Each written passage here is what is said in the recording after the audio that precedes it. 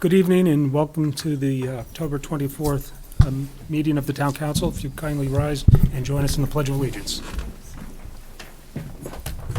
I pledge allegiance to the flag of the United States of America and to the republic for which it stands, one nation, under God, indivisible, with liberty and justice for all.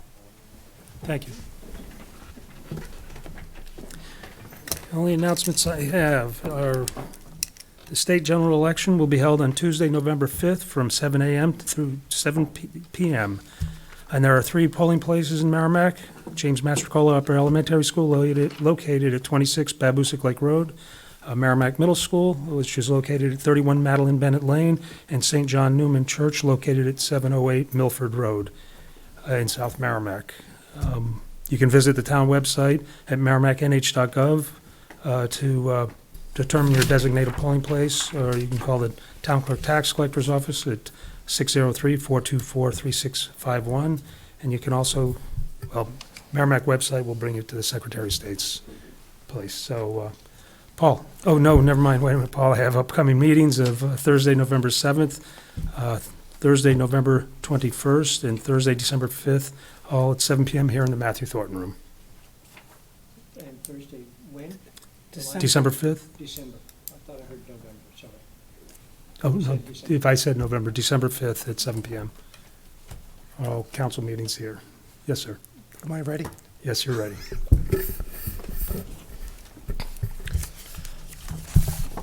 Your teen's bedroom. What should you be aware of? An event hosted by the Merrimack Police Department on Wednesday, November 6th from 6 p.m. to 8 p.m. in a Little Theater at Merrimack High School located at 38 McGowan Street. This event is for parents, guardians, and caregivers of teenage students with the goal of educating on current trends and items used to disguise drug and alcohol activities. Parents will also be provided with information about local recovery resources. This event is capped at 50 people. However, we anticipate there will be additional future dates. Questions about this event can be emailed to jagraz@merrimacknh.gov. Once again, that's jagraz@merrimacknh.gov. The Senior Information Fall Fair will be held on Wednesday, November 20th from 9 a.m. to 12 p.m. at the John O'Leary Adult Community Center located at 4 Church Street. Many organizations from local area will be on hand to answer some important questions involving home heating and fuel assistance, transportation services, health and human services, medical and immunization, mental health, NH211 program, Merrimack Public Library, and Lifeline. And new this year, we'll have some MHS students to help out with social media, email, tablets, and cell phone questions. Registered to vote? Visit app.sos.nh.gov. If you can register at if you're not registered to vote, you can register at the Town Clerk Tax Collector's Office during normal business hours, Monday through Friday, 9 a.m. to 4:30 p.m., or you can take advantage of the upcoming Supervisor of the Checklist sessions. The next session for voter registration and/or changes to vote records will be held on the following dates.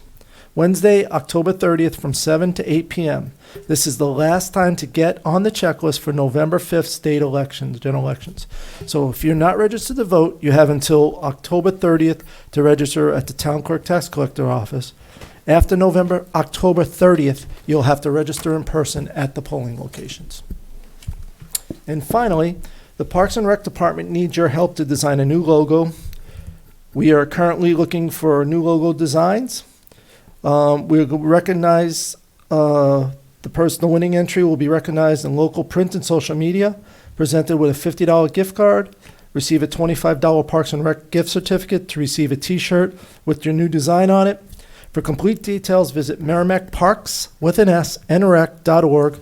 The deadline to submit the design is November 1st. Thank you. Thank you, Paul. Comments from the press and public. If you would like to address the council, you can come to the mic here, or it's not over there. So seeing no one this evening coming forward, we have no recognitions, resignations, or retirements, and no appointments. So the first item, is the council is to hold a public hearing to consider the acceptance and expenditure of up to $16,875.35 from a 2023 Building Resilient Infrastructure and Communities grant made available through the New Hampshire Department of Safety, Division of Homeland Security and Emergency Management, of which $12,665.51 is the federal portion, and the local cost share is $4,218.84 for the Merrimack Fire Rescue Department to update the Town of Merrimack's Hazard Mitigation Plan pursuant to RSA 31:95B and Charter Article 8, Section 15. And here's Chief DeFranzo. Good evening. Good evening, all. Thank you for entertaining this opportunity for this grant. As you know, it's a requirement for each community to have some type of hazard mitigation plan to plan for those 50, 100, 200-year, or lately it's been like every other month we're seeing some type of natural disaster in our country. So we better be prepared for something that may happen in our community. And I think there was something that happened a few years ago before my time. The ice dam issue that the water level raised pretty close to the fire department. Yep. Almost flooding that out, so we need to make plans to make sure we're ready for that next event. So that's what this grant is for, is to help us hire a consultant to develop our hazardous mitigation plan. And what they do is hopefully come up with a plan to reduce loss of life and property. And it begins with state, tribal, and local governments identifying natural disaster risks and vulnerabilities in our community. And after identifying those risks, developing some long-term strategies for protecting the people and property from similar events. And FEMA requires these state and local tribal governments to have approved and adopted hazard mitigation plans. And those are required so that we're eligible for certain types of non-emergency disaster assistance, including funding for some of these mitigation projects if we identify any during our process. Jurisdictions must update their hazard mitigation plans and submit them for FEMA approval every 5 years to remain eligible. So it's been about 5 years since the last mitigation plan was ever put together. I have not been able to find what we have. I'm working with the state to find what we have. So this might be a great opportunity for me to learn what we're gonna do here in our community. So this is a good opportunity for us to take advantage of this grant, and I'll answer any questions that anybody has. Does anybody have anything? Tom? So, just for my benefit and the people's, this is something that has to be reviewed every 5 years? Every 5 years, because obviously things change. Your community may have changed, you may have new streets, or you may have new infrastructure, or you may have new challenges or problems that need to be identified, and what are you gonna do should you have a problem in those particular areas? And aside from the fact that you said you don't know where the last one is, Right. it's a $17,000 problem to update that? My belief is because it's gonna cost you or cost the community some money to hire this contractor. Most of them get paid a decent wage. I don't have any control over that. And then obviously, there's a lot of research that goes into this, because they're gonna have to look at floodplain maps, earthquake fault lines, all of those types of things, so that we can understand what vulnerabilities Merrimack might be subjected to. And then how do we plan to be prepared should there be some type of problem, whether it be a hurricane, tornado, a flood, any of those types of issues. What is our plan to mitigate those? And then are there areas that we can prevent issues and problems? Like the community's already purchased some lands that are known to be in the floodplain. So why would we allow somebody to build in a floodplain? So that's what some of this work will go to as well. And the amount of this grant is because we know how much it's gonna cost to hire that person, or Well, we have no, no clue? that's what the state provided, and every community was assessed a certain value and what they felt it would cost. It might cost us more. We haven't gone out to bid. We can't do any work until the state approves this. And the first step is for us to apply. Second step is for you people to accept the grant. And then once the state gets all of that information, they'll approve the grant. And then we can then go seek consulting firms to help us with this project. So do we have to provide the $4,000 up front, or? No, it's a cost match. So it's an 80-20, so we'll get the 12,000 when we do. It's a reimbursement grant. The plan is in a binder. It's in a red binder in every department. It's about 1.5 inch binder or 2-inch binder. So it's not just a one page, this, that, the other thing. It's a detailed An extensive plan. Yeah. And the floodplains have changed. FEMA has and FERC have changed the floodplains in the town of Merrimack and the flood areas, so that will have to be updated as well. That was something that Robert brought forward to the council over the summer, and you approved the new floodplain and the zoning ordinances. In the zoning ordinance, the language that was put in there, so that has to get incorporated too. It's a reimbursement, so what'll happen is we'll have to front the money, and then we'll get the money back from the state of New Hampshire. Okay, thank you. Just to clarify, this says it's a 2023 grant, is that correct? Or is it 20? That is correct, because that is the BRIC grant funding. Usually they're behind a little bit. This is, correct me if I'm wrong, Chief, is this the grant that the state gets because of a FEMA event? I believe so. And again, this information came to us late last fall. Right. So they gave us the information in 2023, but it took until now for them to get all of the ducks in a row and the paperwork back out to us to get approved. I just wanted to make sure we weren't, Yeah, no, it's a In there. 2023, and it's Right. based on FEMA events that the state's been Okay. approved for. FEMA declarations. Does anybody have anything further of the chief? So Public I'll- hearing, right? Yeah, I'll open the public hearing at 7:14. If anybody would like to speak to this, can sit next to the chief. And seeing no one coming forward, I'll then close the public hearing at 7:15. What's the pleasure of the council? I don't ever remember it being this difficult to get a motion. And I'm purposely being quiet. I know. I move that we consider the acceptance and, that we accept and expend up to $16,875.35 from a 2023 BRIC grant made available through the New Hampshire New Hampshire Department of Safety, Division of Homeland Security and Emergency Management, of which the town will be responsible for $4,218.84. Pursuant to Article, RSA 31:95-B and Charter Article 8-15, and to authorize the town manager to sign any and all documents necessary. Second? Motion by Tom Kennedy, seconded by Jennifer. Any further discussion on the motion? Call the question. All those in favor of the motion signify by saying aye. Aye. Opposed or abstained? 700. Thank you, Chief. Thank you, and we'll keep you updated as we progress through that process. Thank you very Thank you much. all. All right.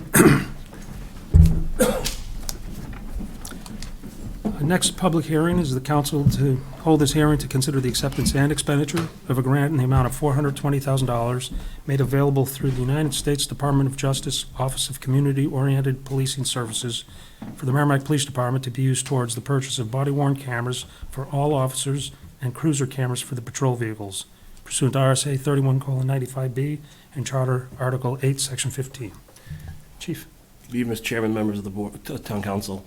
As you stated, the item before you is the acceptance of $420,000 provided by the Department of Justice through the COPS office for body-worn cameras and cruiser cameras. As you're aware, we applied through congressional direct spending once again through Gene Shaheen's office to obtain these funds, similar to the radio infrastructure project where we got $1.4 million. So it was a good opportunity for us to apply, and gladly was accepted. In 2020, the New Hampshire Commission on Law Enforcement Accountability, Community, and Transparency, known as the Lee Act, recommended that all departments use body cameras to promote trust within the community. It leverages transparency and legitimacy within the community with the department. Our plan is to make sure every single sworn officer is outfitted with a camera, along with all of our patrol vehicles. Now, for anyone at home, patrol vehicles are the ones that are on the streets that are marked with lights that typically respond to calls and make traffic stops. We created a committee with various officers to determine which product was going to be the best. We tried 3 different products for about a month period. One product didn't make it the full month because we decided to abandon it. But the committee provided me with a report. Is that good, huh? Yeah, the committee provided me with the report, and Motorola was selected as the preferred vendor. We obtained quotes from Motorola, which is a total of 5-year subscription plan. So that's, every company does a subscription plan with me for 5 years. It's going to cost X amount of dollars per year. That total cost is $351,560.80. After the 5th year, we would have to enter into another agreement with whether it be stay with Motorola or we decide to go out and look for another provider. I have suggested to put money aside in the CIP to limit that cost down the road. A couple of things, that the grants were $420,000. Obviously, Motorola's, they gave us a deep discount, I can tell you that. We went back and forth with numbers. So there is money left over. Some of that money will be used for cradle points in the cruisers, which is basically how the tablets, the body cams, cruiser cams, creates connectivity through cellular devices to go back to the station for storage. And other back-end items would have to be purchased just to make sure that we're renewing everything, make sure all the modems are up to date. So that money would also be equally applied through that grant. So it should hopefully, upon their approval to do a modification to the grant, it should not cost the town anything. And I'll take any questions. Anyone has any? Does anybody have anything for the chief? So this is a recurring cost thing? It's not just to go out and buy cameras and Cor- have them? Correct. We're finding now a lot of products are subscription-based, including RMS systems, record management systems. That's one of the reasons why we chose the vendor we did back several years ago, because it wasn't a recurring cost. It was you actually own the product. Through body cameras, cruiser cameras, every company does a recurring cost where it costs year one this amount of money, year two, year three, year four, year five.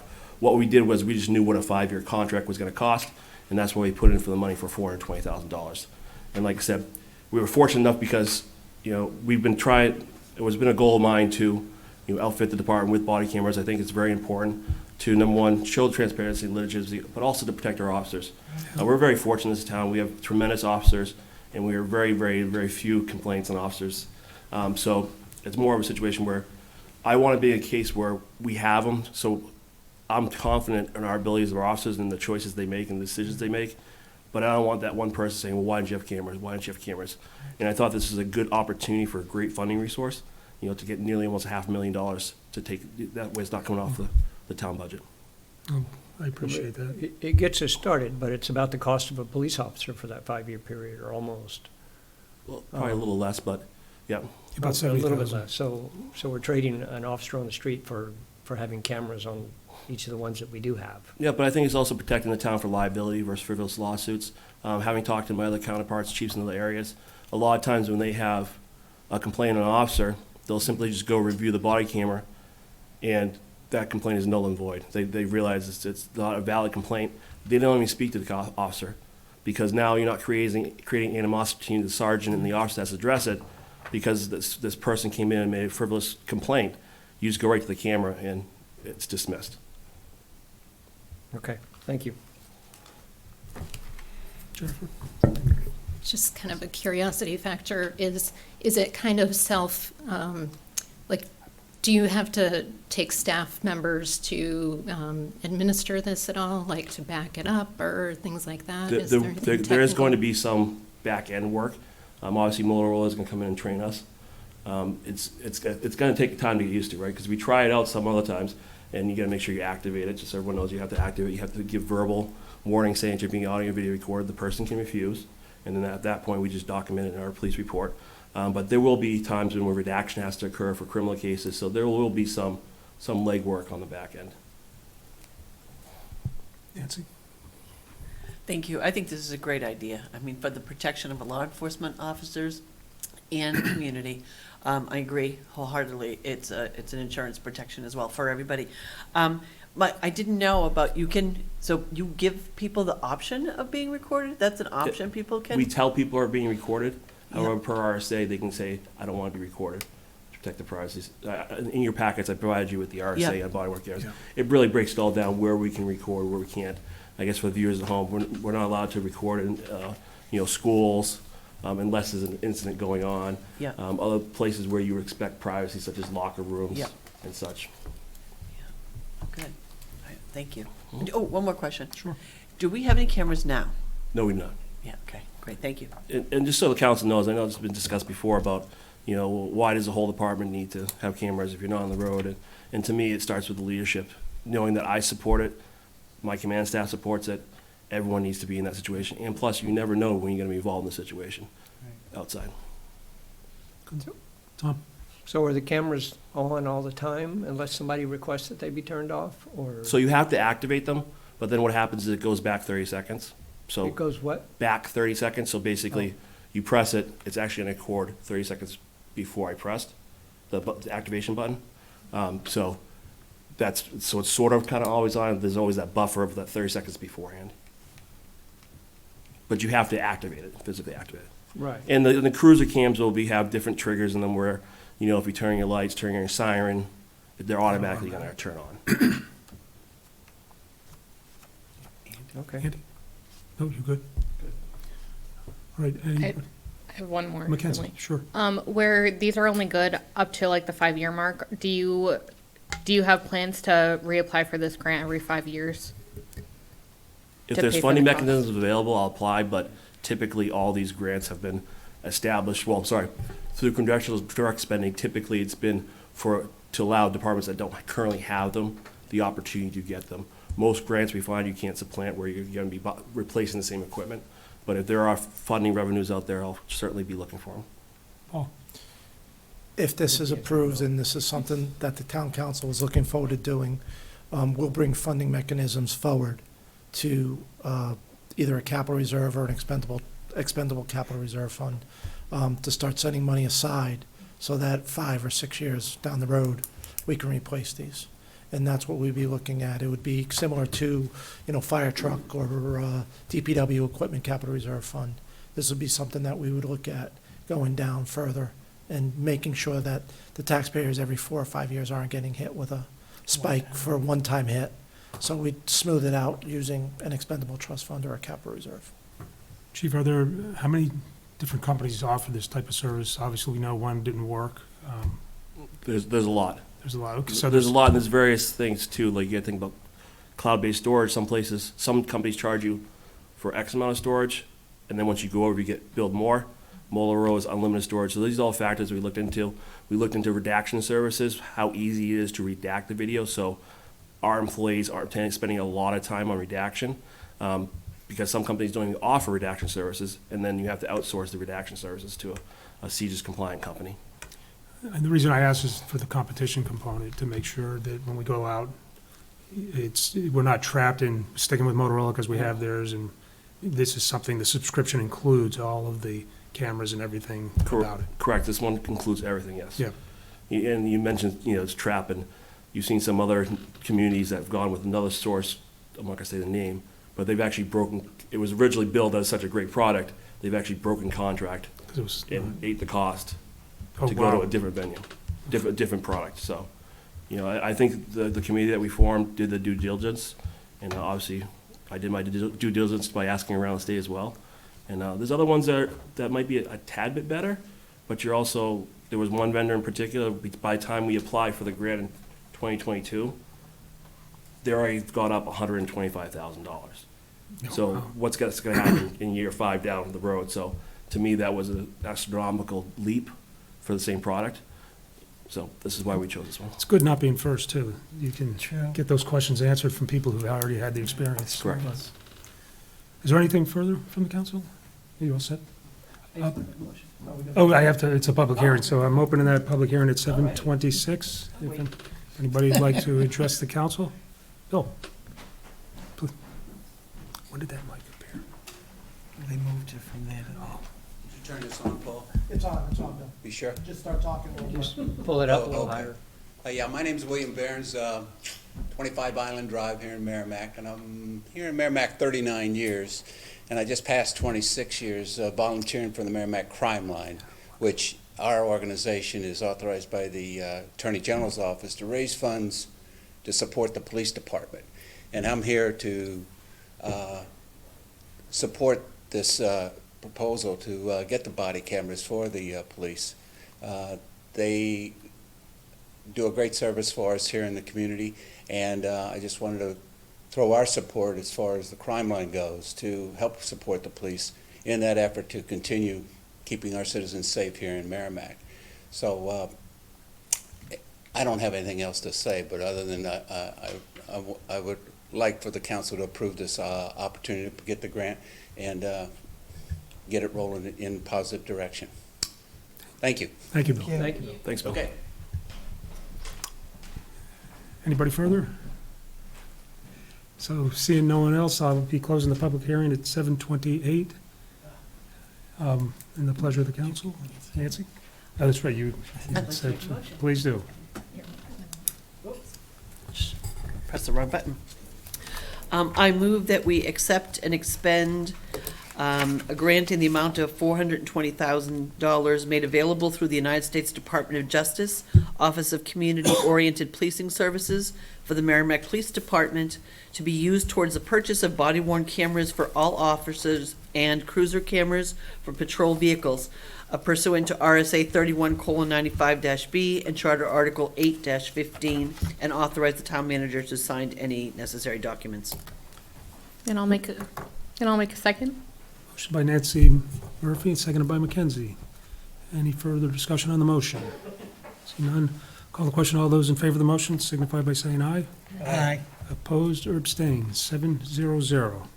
Thank you. Thanks, Have a good night. Good job.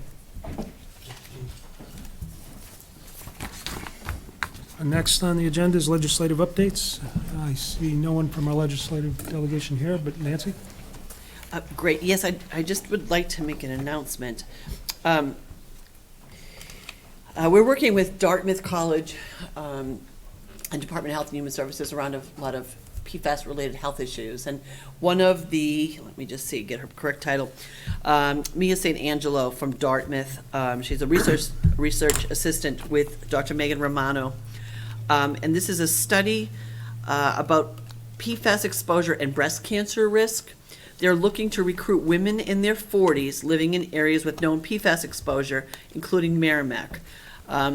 She asked that I make this announcement at the meeting tonight, and we have a flyer. Maybe we could post it on the town website. It's a Dartmouth Cancer Center seeking women ages 39 to 49 for a study. They're interested in learning more about breast cancer screening in communities with environmental exposure such as PFAS. The research study involves viewing an online tool that helps women make choices about breast cancer screening, completing 2 online surveys. The study is expected to take 30 to 45 minutes total, and all the study activities are completed remotely. Participants will be eligible to enter a raffle for one of 5 $200 gift cards. And the requirements are that you're age 39 to 49, have not had breast cancer, and you live in certain communities, of which we are one. So maybe we could just post this. Can we do that on the website so people have the link rather than read it? And that will do it. Thank you. Thanks, Nancy. Paul, did you get any emails that you're aware of? No emails. All right. Town manager's report. Thank you, Mr. Chair. I want to give you an update on the 800 megahertz system. I don't know how far back we should go, but I just want to go back to March of 2024. I know that seems like 7 months ago, and that is when we signed the agreement between Verizon and the landowner to allow Merrimack to build a tower on the site at Whitetail property. Then we were told we had to go in front of the planning board to get their approval. So on May 7th, we went in front of the planning board with Verizon and got the approval of the planning board to proceed with the project. On May 28th of 2024, our vehicle repeaters finally arrived after 2 years. We ordered them 2 years prior. They finally arrived, and we had to coordinate installation in our vehicles, in our fire trucks, for these repeater systems. On July 8th, they installed it. So almost a month later, we were able to get them installed in the vehicles. At that time, on July 10th, we reached out to Nashua, who is our help with portable radios and this communication project. Bill Mansfield came down. We found that there was an issue operating with the repeaters in our portable radios. Bill was working with Motorola at that time to resolve the issue. Later in the month of July, we reached out to Verizon to see where we are with the regulatory filing that was needed. We were told, oh, by the way, you need construction drawings. We basically asked them, how can we get construction drawings if we can't get on the site to do any work, because we're not allowed to dig on the site without approval from the federal FCC. They said, just draw up some drawings, we'll present those to the federal FCC. So we reached out to our vendor, he gave us some drawings. On August 1st, we reached out to Verizon, again, asked if they have filed, they had not. On August 6th, had a Teams meeting with the federal cops office to discuss what's going on with the project and seeing if we can move some money around because of the construction needs. They told us, oh, by the way, we determined that you need a NEPA, N-E-P-A. A NEPA was needed to get approvals on these costs. What is, NEPA is basically, you have to go out there and look at, for architectural, for historical, for invasive species. It's just another hoop that we had to jump through. that you just heard about them? That we just heard about it in August. On August 6th, by the way. On August 20th, reached out to Verizon again. Still waiting on approval for construction drawings. So Verizon still hasn't approved the construction drawings. On August 21st, we were told the reason why your portable radios aren't working with your repeaters is you need additional software by Motorola. Like, you should have known that when we bought the systems. Also, Fire Chief then talked to the Motorola rep concerning this additional software, that he never brought that up to us. On August 19th, we communicated with the NEPA contractor for a proposal. On February, yeah, I wish. On September 3rd, reached out to Verizon again. Where are we in the process? On September 18th, software for the portable radios was ordered. So now we're waiting for new software to come in so we can upgrade the portable radios that we bought that were supposed to work with these repeaters. On September 27th, the archaeologist went and started taking the NEPA study, took some samples up there. On October 1st, NEPA contractor visited Whitetail site and found that there's a endangered species habitat in the area. So now we have to send it to DES and the Historical Society in New Hampshire for their approval to be able to build a tower on a site that already has a tower. That's a tower. On the 14th, I directly reached out to Verizon and said, is there anything the town could do? Who do I need to talk to? Can I go above the gentleman's that this is sitting on his desk or her desk and talk to their supervisor? Because I'm extremely frustrated. I feel like I'm at the Sahara Desert and the finish line looks like it's right in front of me, but it's miles away. What else do I need to do to get this project approved? It's dealing with the life safety matters of my police and fire department. Got a response back. Not only is the regulatory process slow, but due to the sheer size of Verizon, within the last few years, the FCC has levied a few carriers with incredible fines for improper regulatory filings, and thus Verizon is being overly cautious with their own approach in these matters.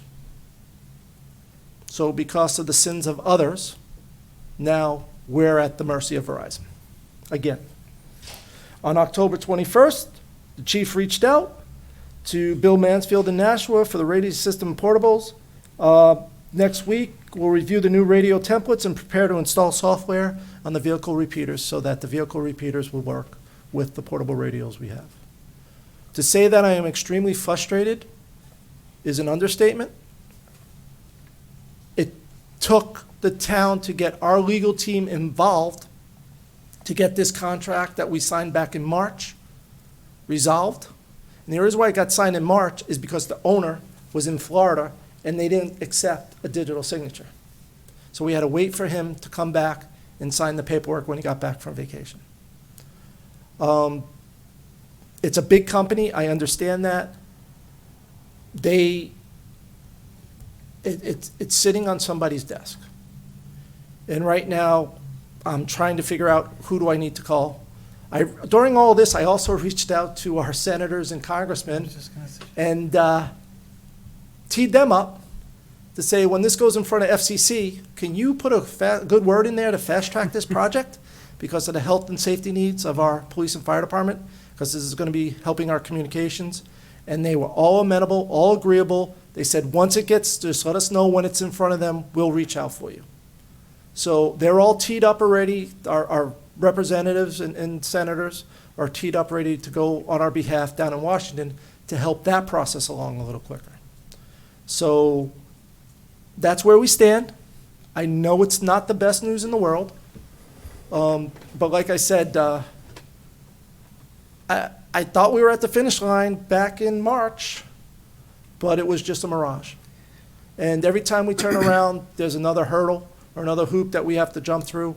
And we are, as soon as we find out about this, because we found out about this NEPA on August 6th, and by less than 2 months later, we have all our reports and everything filed. So we're working as fast as we can to resolve our own issues we can resolve. Does the fire staff know this? Because there's concerns on their part that we've dropped the ball, and I just want everybody to be aware that that's not the case. They, I asked for the fire chief and police chief to submit this, and they did this week. And I'll be asking the fire chief and police chief to let their departments know this, what's been, the timeline and what's been happening. I appreciate the update, Paul. I think it's important for everybody to know, Thank you you. know, what's happened. I also have one other thing for my Yep. manager's report, please. While this is not the best of news either, and I know that Can people we don't vote like. not to Yeah, I hear was it? gonna say, we don't have to hear that then, Yeah, right? no, we have to pull the Band-Aid off. Last week, the tax rate's been set for the town of Oh. Merrimack. Tax rate for the 2024 property tax rate is $20.69 per assessed $1,000 assessed value. That's an increase of $1.24 per $1,000. The town, the municipal portion went up 24 cents. The school portion went up a net of 98 cents. The county went up 2 cents. Of the town's portion of the 24 cents, so people at home, we're in a default budget. I get that. Of that 24 cents, 18 cents of that 24 cents is related to union contracts that have been approved through votes of this community, leaving 6 cents of the 24 cents. Of the remaining 6 cents, 5 cents was approved last year for capital reserve funds. An increase was from 40 to 45 cents. That was 5 cents from the capital reserve funds. There's 1 cent or 1 penny that goes for all the other services: trash removal, plowing of streets, town clerk, tax collector, assessing office, town manager's office. So we, at the town of Merrimack, and the municipal government and the town council, have done our best to try to keep our tax rate down as low as possible while being in the default budget. These are 23 of the 24 cents have been approved by the voters of this increase. And I'd just like to repeat that. So 23 of the 24 cents of our increase was approved via the vote, either union contracts or capital reserve funds. So while it's not the best news that the tax rate is going up $1.24, I think the municipal portion of the tax rate, we've done quite well at trying to hold the line, being in a default budget as well. I'll take questions or suggestions Or comments? or comments. I think you're good. Okay. All right, thank you, Paul. Thanks for that good news, Paul. And there's nothing on the consent agenda. Under old business, council's hold a follow-up discussion regarding the impact fees that we talked about a couple weeks ago. Yes. Well, thank you once again. I come with a little bit better news on this topic. I went out and did a survey with the managers of the state of New Hampshire. I sent out a request. I had 21 communities respond back to me. Of the 21 communities, 7 or 1/3 of the communities do not have impact fees. The remaining 2/3 of the communities, or 14 of them, have impact fees mostly for parks and recreation, public safety, and schools. In 2023, a planner from Brookline, New Hampshire, conducted a study on impact fees. So I have included that in your package as well. While it's 100% complete with all while it is 100% complete with all communities, it is interesting to find out that roughly 1/3, or 26 of the 82 communities he researched, did not have impact fees. I've included a list of all those communities. Of the remaining 82 communities that had impact fees, there were actually 152 impact fees assessed. Schools had 38 communities had impact fees for schools. 26 did not have it. Fire, police, and public safety was 34 communities. Parks and recreation facilities had 16 communities. Roadways and roads were 14 communities. Other, which included things like sewer and solid waste and things of that sort, there was 17 communities that had other types of impact fees. And then 7 communities had a library. At this time, I also reached out because one of the communities that responded back to me said they thought there was a ruling by the Supreme Court that basically wouldn't allow communities to find impact fees. So I reached out to our attorney for their opinion, and in their opinion, she responded to me saying, and I quote, "I've been working with several communities on impact fees lately. My opinion that this is a bit of a project to set up initially, but once done, if done properly, and then updated every 5 to 6 years, and kept in alignment with your CIP, it can work really well to offset costs to taxpayers, particularly for fire, but also police, DPW, rec, and schools. Also, you want to be sure you have staff that knows how to administer and return the funds in 6 years if not used." What she suggested to me is that if the town council wants to proceed down the road of impact fees, we hire a consultant to prepare an impact fee report to see if impact fees, the dollar amount, and if impact fees can really help the town of Merrimack. The gentleman that we would use is basically we're familiar with. He's done work for us in the past. He's helped us on some big major projects. Looking at impact studies. So probably would reach out to him first and see if he's available to do this if the council would like. I'll try to answer questions as best as possible. Jennifer? So last time we talked a lot about impact fees for like road projects. And this is talking like schools and library, things like that. So how does that work? Like, you would have to have a project earmarked that you knew that you were going to use it towards for like a school building? Yeah, school buildings, renovations to a school, a new safety complex if you were doing that. The road and roadways here in Merrimack are done through the planning board. And even though we don't call them impact fees, they'll make contractors fix the road or roadways, put in a signal intersection or fix those things. So we do not collect money from them for a major project. A major roadway project would be all the businesses from, Greeley Street to Bedford Road. If we had a big development of businesses coming in, because we wanted to make that all 2 lanes, that would be an impact fee on that roadway. Our roadway impacts are just impacting their projects individually. Yes. And for the schools, would the town side be taking care of that, or that would be separate for the school district to hold that money? Usually it comes in because the planning board would be the ones that are approving the impact fees for those projects. So it would come in and stay in the town of Merrimack, and then when the school does the project, we'd release the money for the school, to the school. Thank you. Having impact fees, does that in any way affect, I think of the Blood Road project up on the hill? That contractor did a lot of road work on Blood Road in order to, because it was a dirt road, and they did a good chunk of it. Would having impact fees preclude that opportunity as well on top of it to get those upgrades? That was a different situation. If he wanted to build the project, he had to upgrade the sewer line out there and upgrade the roads in that area if he wanted that project.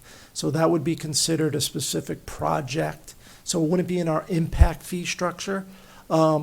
Maybe a potential impact fee would be increasing the size of the sewer main that runs down Industrial Drive and Continental, where there are several businesses that would be affected by that one project.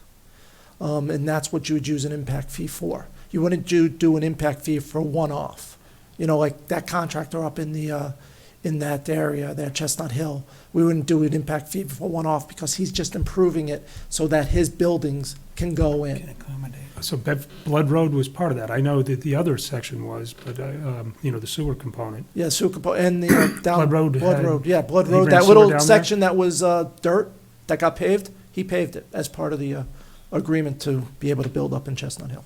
Right, that's what I'm saying. It had Yeah. nothing to do with the sewer at that point. on No, it Blood had Road. nothing to do with sewer, but those were for that specific project. If he wanted to build up in Chestnut Hill, he had to fix Blood Road and fix So the sewer. So having impact fees will not preclude those opportunities? Those opportunities, no, All right.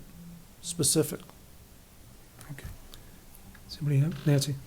Do we have any idea how much the cost would be to have a study done? I didn't Or- reach out yet, but I will.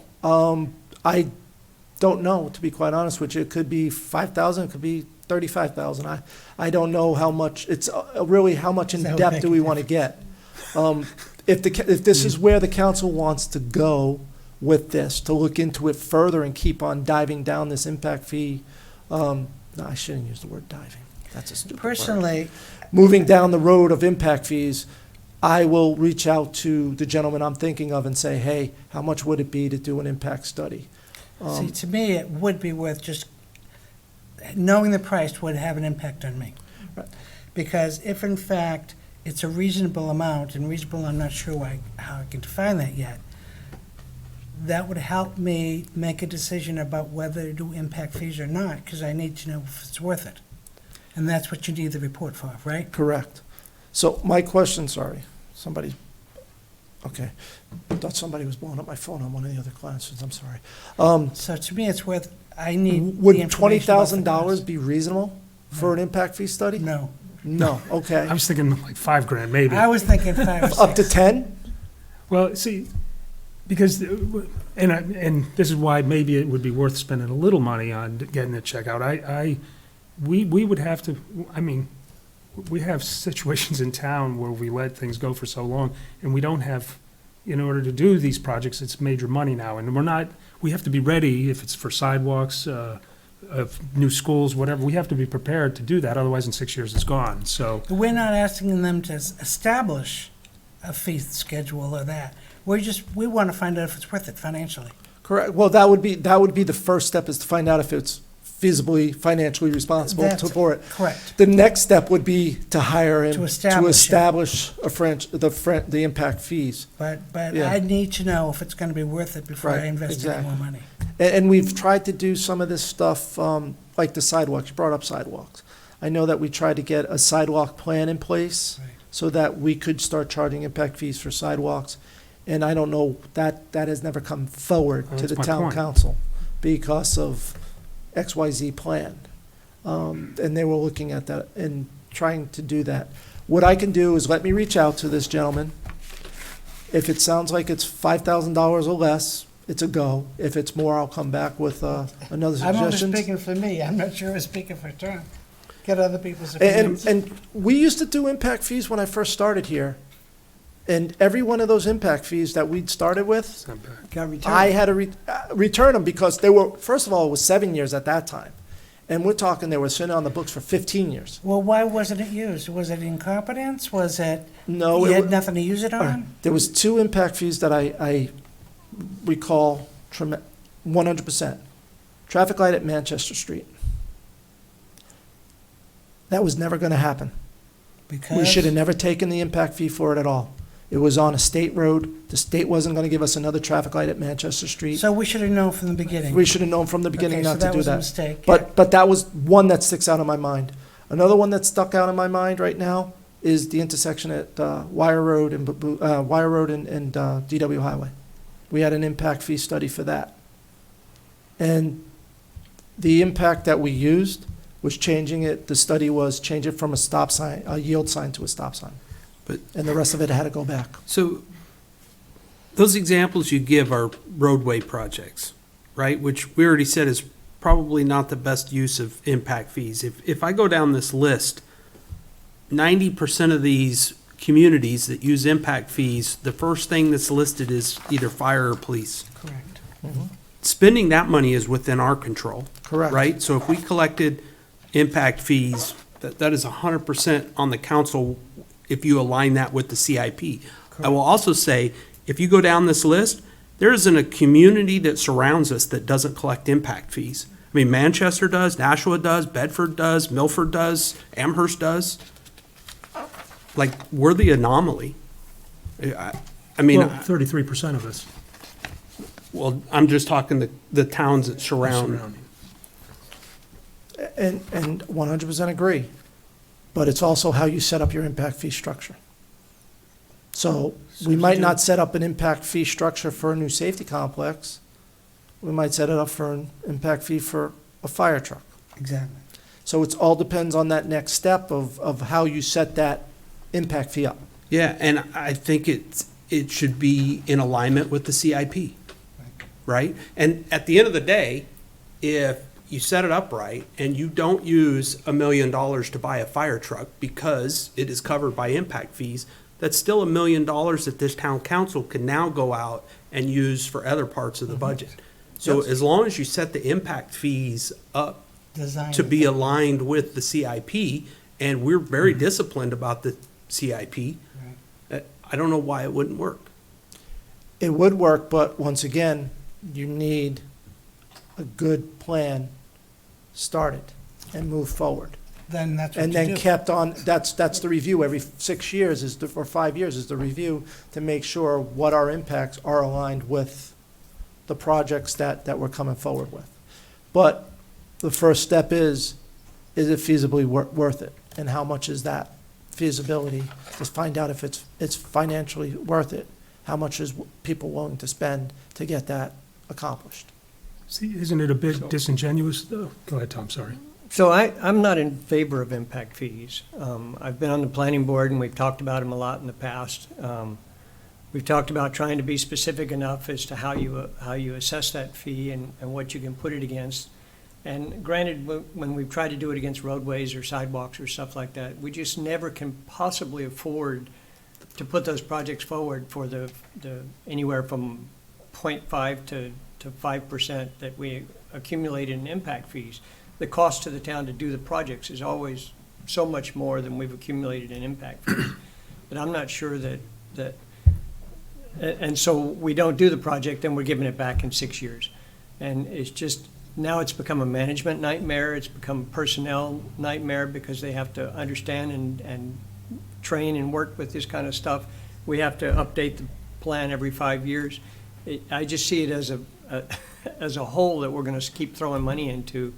And if you collect the money and give it back, then you've wasted the builder's time.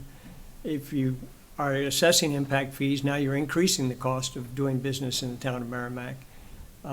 It's effectively a tax on whatever the end benefit is of that, whether it's community housing or whether it's a business or whatever. I just don't see it at the moment as a practical method for us to go off to pursue, and I won't support impact fees. Jennifer? Do you need to pay a consultant for every project you set up, or it's just for the initial kind of question if it's worth it or not? Do you have to, Well, so is there a cost every time you establish one? What you would do is you would do the initial, is it worth it? And this is how much you could get. And then the initial, that would be, the first step is to figure out if it's financially feasible to do. And then once you find out which ones are feasibly to do financially, the town council would pick and say, yes, we're doing public safety, we're doing school, we're doing parks and recreation for athletic fields.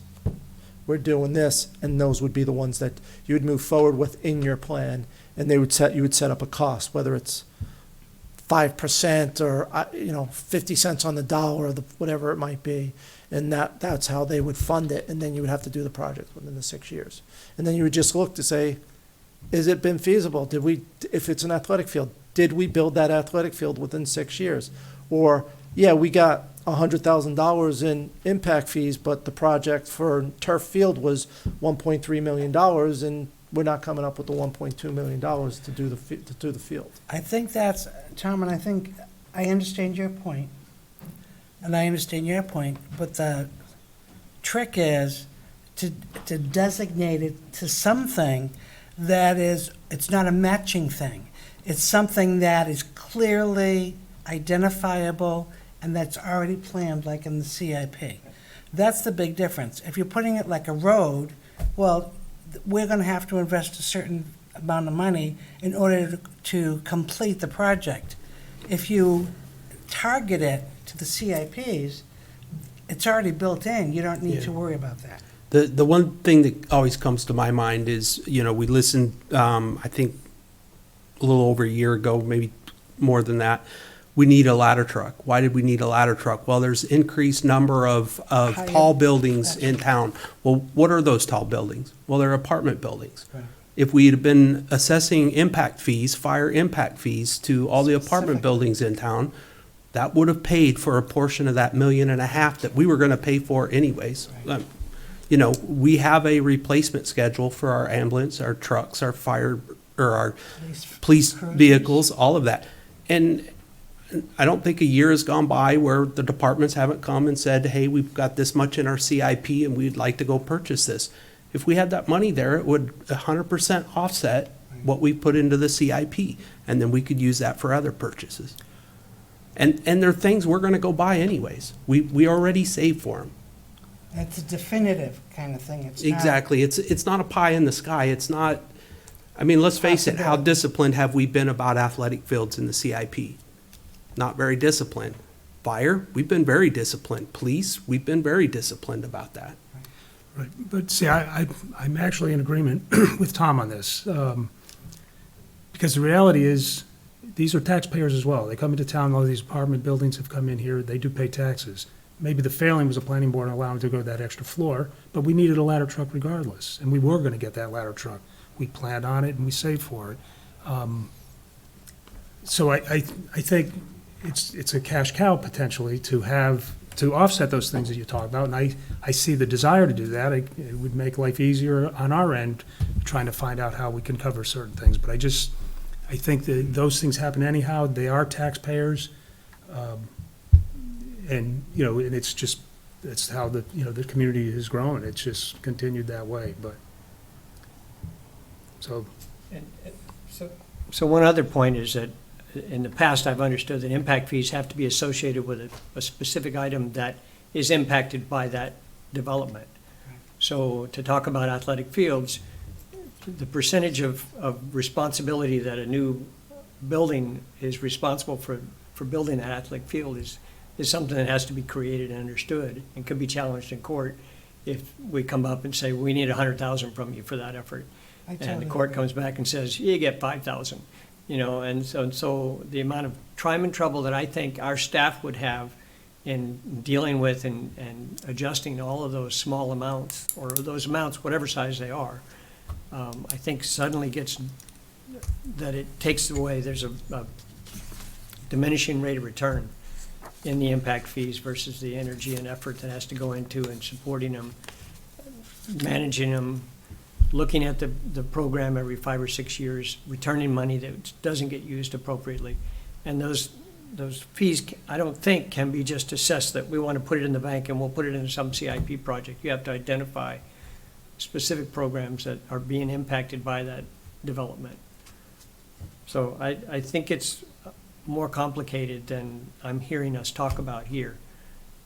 That's just from my experience sitting on the planning board over the past however many years, and listening to various discussions and community development directors talk about what are the impacts and what are the costs and things of that nature. And besides it being a cost for development in town, which is a discouragement, so, which may be good.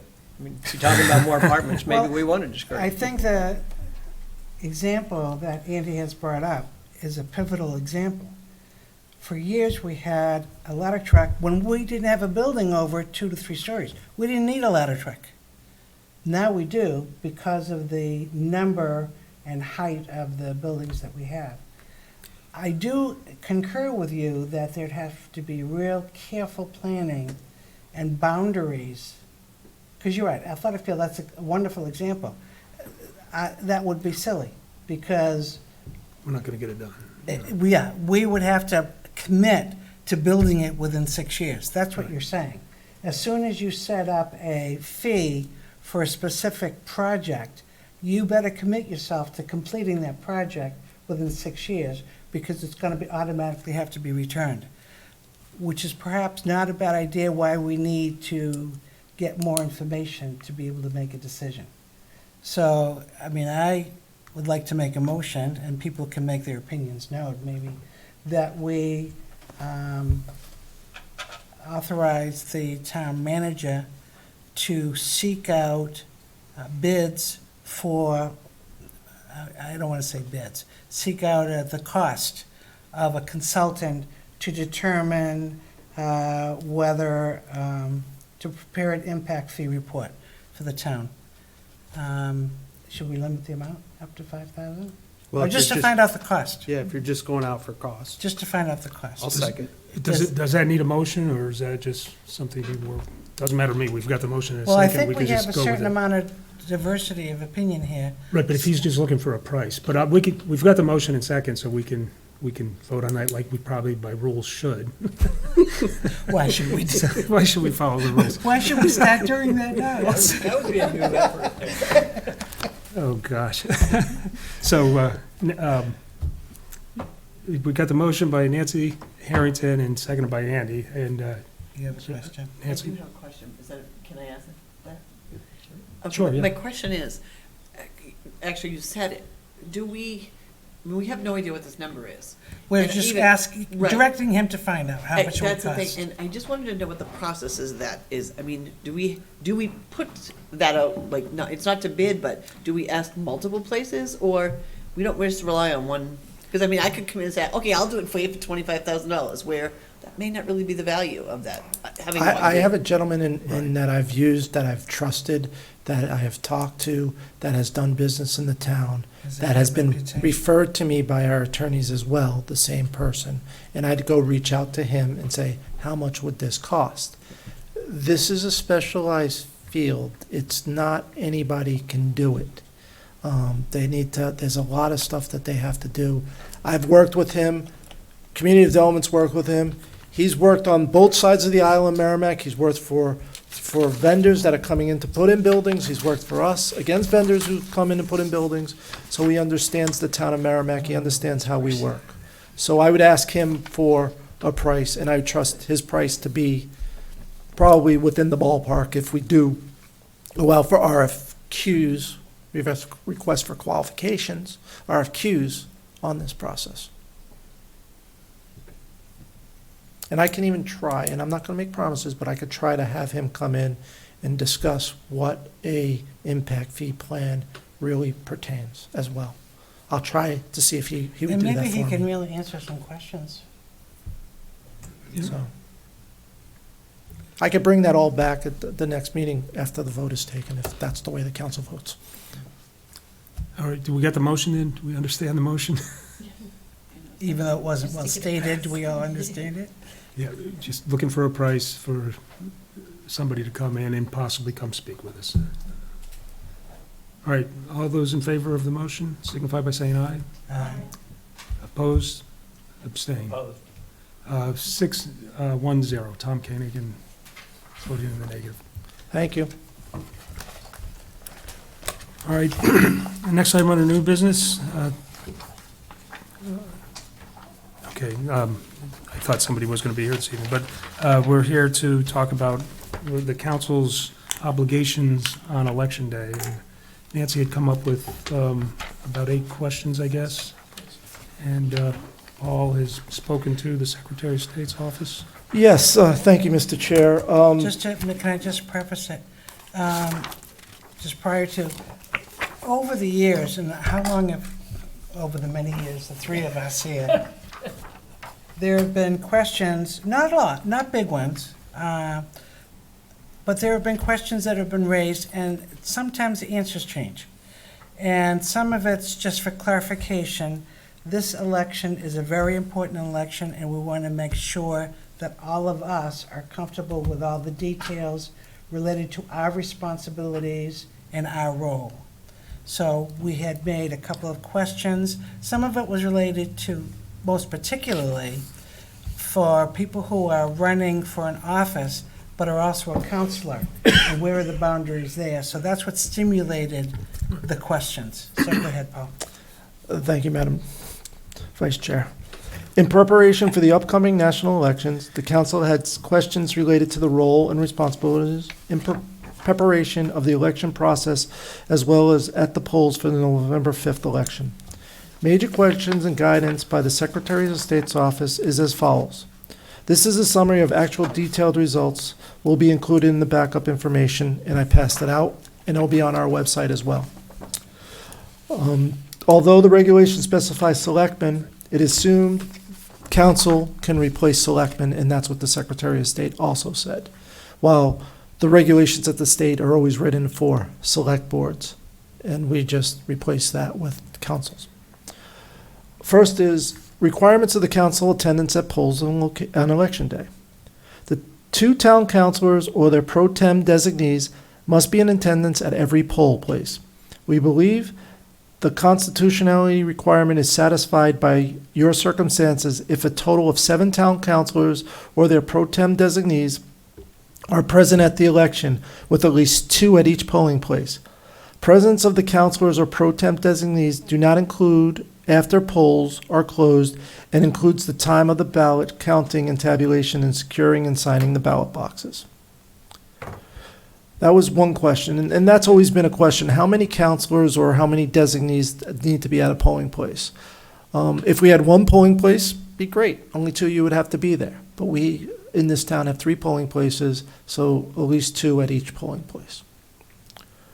Paul, before you go on, the second part of your statement there, after the 2 people, you said something else. Presence of the counselors or their designees does not include after polls are closed, and includes the time of ballot counting and tabulation or securing and signing the ballot boxes. So basically what they're saying is that there needs to be 2 people at each polling location. I have asked that question about how many need to be there once all the ballots get brought to a central location. And I'll have that answer in a little bit. That's a separate question. That's a separate question. Clarification of pro tem designee. There's been questions in the past, can a counselor walk over to somebody who's working the election and say, hey, you're my designee for the next hour, and leave and go about their business? So if a selectman, in the absence from or unable to perform his or her duties for all or part of the day at any state election, the selectman is authorized to appoint a selectman pro tem to perform his or her duties. If 1 or more selectmen are absent or unable to perform these duties and have not appointed selectman pro tem, or a selectman pro tem in absence or unable to perform his or her duties for all of the or any of the part of the day, the moderator is authorized to appoint a selectman pro tem to perform these duties. So, for instance, we know that on the November 5th, one of our counselors is not going to be able to attend due to business commitment that he has. If at the middle school, only one of our counselors were up at the middle school, say to open up at 7 o'clock, the moderator up there can appoint somebody from the group of people there to act in the stead of a counselor until we can get a replacement up at the polling location. So a lot of this is written by a lawyer at the Secretary of State's office who's reading right off of RSAs. So if it sounds wordy or it sounds, these are responses from the Secretary of State. There is a book that's 525 pages. It's sitting in the council chambers. There's a binder that talks all about elections. I have really to pass these out to you now. This is basically election duties for councilors and selectmen that we took out of the book for everybody to see and have as well. Number 3, is the pro tem designee able to hold another position during the day at a polling location? There are clear and understandable restrictions as to who is able to be designated as a pro tem designee on election day, including treasurer, moderator, trustee of trust funds, town clerk, head of the police department, etc. What is clearly addressed is the following. Based on the incompatibility statute of a pro tem selectman may not also serve as a moderator or supervisor of the checklist. A pro tem selectman can be assigned to serve as a ballot clerk. So basically, if there's an issue, it's a slow day, hopefully, if this happens.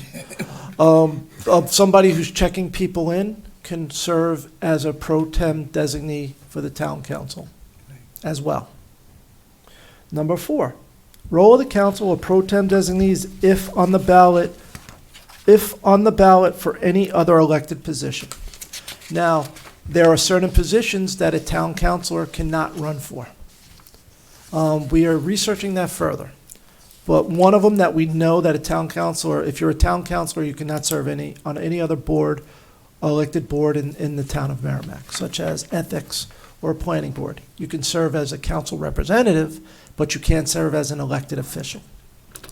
So what the answer to that question is, any election official who is also a candidate for office other than the position of the elected official shall not be allowed to remain in the area designated for the counting of votes within the guardrail during the counting of votes for the office in which he or she is a candidate. It is apparently permissible for a counselor to maintain the role at a polling place, but is restricted from the area of ballot counting and tabulation. So basically what that says is that if I'm running for Select state representative as well, or council. or a counselor, you're allowed to be in the polling location as long as you're not wearing "Vote for Me" and act as your official duty as a town councilor. You are not allowed to go within so many feet of the tabulation machines or once the vote is cast. So if somebody's handing out ballots, you can do that. Once somebody puts their circles on the ballot, you're not supposed to be within so many feet of them as they put it in the machine to be counted. That's what that is saying. So I believe that where the council is set up at all these locations, the middle school one, we might have to change a little bit because I know you're closer to the voting tabulation machines than at James Mastrollo Elementary School and at St. John Newman. So when we set up the counselor there, we might have to put the counselors closer to the door. I think the reason why they did that is because the supervisor of the checklist are right there and they would come across for the new ballots. But because of the proximity of being so close to where people are exiting the facility after casting their vote, we might have to move that table over a little bit. But what this is saying, once again, is that if you're running for state representative position, you can work as your duties as a town councilor. Except at the end of the day, you can't be anywhere near tabulation. Or you can't count the ballots if there's a circle filled in, you're not allowed to touch those ballots. However, no, she's not. No. My next question. Yep, thank you. You've read my mind. You read my memo. At the end of the night, signing the ballot boxes. All 7 councilors or designees should return to the main polling location where the ballots totaled or tallied. So at the end of the night, everybody has to return to the polling location. Once the ballots are cast and accounted, for a minimum of 4 signatures are required on each certification statement on the ballot box. So we need at least 4.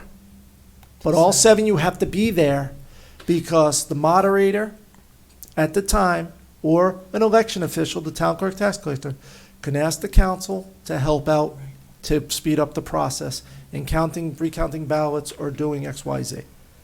Even if a councilor is on the ballot, he or she may sign the certification statement on the ballot box. So even just because you're on it, you're certifying that the boxes are sealed and the certification statement as well. So that person can sign the box. In past, those people who were on the ballot usually recuse themselves to leave, but in this instance, if we only had 3 people, that person, he or she, could sign the box as well. And then finally, the relationship between the councilors and other elected officials has always been and will continue to be cooperative and focus upon meeting the needs of Merrimack citizens in the election process. So once again, the book, that's 525 pages, we printed it out. I only printed one, I left that in the council chamber, that's everything. What we handed out to all the councilors tonight is the elected officials regarding selectmen or councilors. I have the moderator, Brian McCarthy, and I have town clerk tax collector Brenda DeLong. If you have any other questions, they can answer them. I have a question, Deb. Do they have any comments about what's been presented tonight? I mean, really, 99% of what we already knew. It's been. What's the 1% you didn't know? The designate stuff. It's Yeah. always been a gray area about It's always been a gray designees. area that has, the nuances have changed over time. So I personally needed clarification, and I feel like I have. And a lot of it has to do with, and it's always worked out well, talking with the elected officials at the polls. How do we want to handle this? Because there have been occasions where there's been last-minute things. And knowing that a poll worker can also be a designee is helpful. It provides an option for those last-minute kinds of things. So, that's all. So can we get clarification on who can be a designee, not the moderators or the assistant moderators or Right. the Supervisor of the checklist. supervisor of the checklist? Right. Basically, everybody else can be Everybody that's not sitting at the desk taking taking ballots. ballots or people's information to sign them up. How about the police officer that's there? Technically not. No? Because he's on a detail, he's on a detail, so he really cannot be. Yes. But it does open up to a lot more people who would be available Right. in the, And Instance. I even asked the question about what happens if the designee is on the ballot? Do they fall in underneath the same rules and regulations as a counselor? The response was, yes, they do. However, only use them as a last resort, if you can, to try to not have people on the ballot yeah, you sitting there. don't want that, no suspicion. I mean, if you Right. keep it It's simple. reasonable. Right. Yeah, yeah. So, is everybody set with these questions for the time being? Because we have one other thing we need to talk about the election. I think we're good. All right, we know that Nancy and Tom are going to St. John Newman. We know We that do. Jen is going to the middle school. Usually, Nancy Murphy and Mackenzie Murphy usually are at the upper elementary school. We know Finley's usually at the upper elementary school. Jen, while she'll say she can do 3 jobs at once, we'll need somebody else. I am calling somebody who I know that would do it for us. I just don't know if he would be able to do the whole day as a town councilor on that. And I do have somebody who is willing to help James Mashko Upper Elementary School in the morning. I already talked to her and she agreed to do that. And I have somebody at the middle school to help out as well. I don't know if she'll do mornings or afternoons, but she's really interested in helping out in that role again. She did it for the primary. So I do have a couple of designees that are willing to help out, that I can reach out How to. about St. John Newman? I haven't reached out to the person who is there. I need to talk to Brian a little more tomorrow and the next day to see if he has some people that he would want to help us, if he has anybody who can help us out in those areas.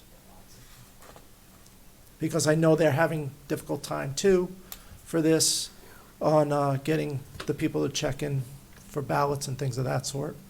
Because this is gonna be, we received 18,000 ballots from the state. We have 18,700 registered voters. Yes. So basically, they gave us 18,000 ballots roughly for 18,700 voters. So Hopefully they're we don't have expecting a too large many. turnout too. Hopefully, we don't have a lot of Yeah. day registrations. Right, but we sent out, Brenda told me today, this morning, we've already sent out 1,400 absentee ballots. We've sent out for. 1,400, and we got 900 back already, right? 1,400 we sent out, we have 900 of them back already. That's So surprising. we have a large number of absentee ballots, and they're coming in daily. One of our ladies who sit out front, that's all she's doing, is handing out ballots and collecting Yeah. ballots all day long for Not 8 hours. surprised. So, people are coming in and registered, and people are looking for absentees. So I know that they're also, are a little short to get the people to check in people, because we don't want long lines, and Right. we want to get people in and out as quick as possible on voting day. Oh, perfect. Jennifer? Are you going to set up any guidelines for us for like parking, like people who are working in the polls should park in certain areas or not? Brian will be sending that out to me, and I'll forward it along. There are some areas where we're asking individuals who are working to park. Schools are not going to be in session, so that's not going to be a problem. But we will we'll look at certain areas to park. And I got to talk to Brian about handicap parking at the middle school. Where are we going to park handicap people?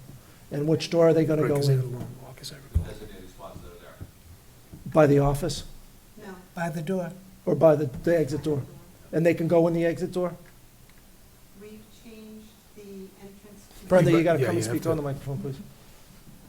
Right. Sorry. I just know that was an issue, and I got phone calls on that about Right. the handicap parking at the middle school, and they had to walk all the way around. That was a couple of years ago. That was this year, too. I got 2 calls this year on for the primary. Go ahead. Okay, so we have changed, because school is not in session, we have changed our flow at the middle school. The entrance will be off of the parking lot, which has been an entrance exit. So that is where everyone will enter. The handicap parking is right along that portion of the school parking lot. They will be exiting out the hallway, which is where we've been having them come in when school is not in session. So we've reversed it. Okay, can the handicap individuals Handicap exit can that go door? in and out that one door. Right, Correct. perfect. And that Perfect. was the way it was the last election. 2020. Although we had them coming in down the hallway because of COVID. Correct, but the last election we had for the They've town. always been allowed to come in and out that door. There was some confusion with the people because they started to walk in that way, and people are like, oh, this is only the exit, so they had to walk all the way around by the office and up the hallway. Not So, recently. I got 3 calls this year Well, on all right. that. So you're going to change that pattern for the presidential election that's going to have a huge number of voters? Correct. And how are people going to know that? There will be signs. And Enter how many here. people read signs? 0. Or maybe You're 2. correct.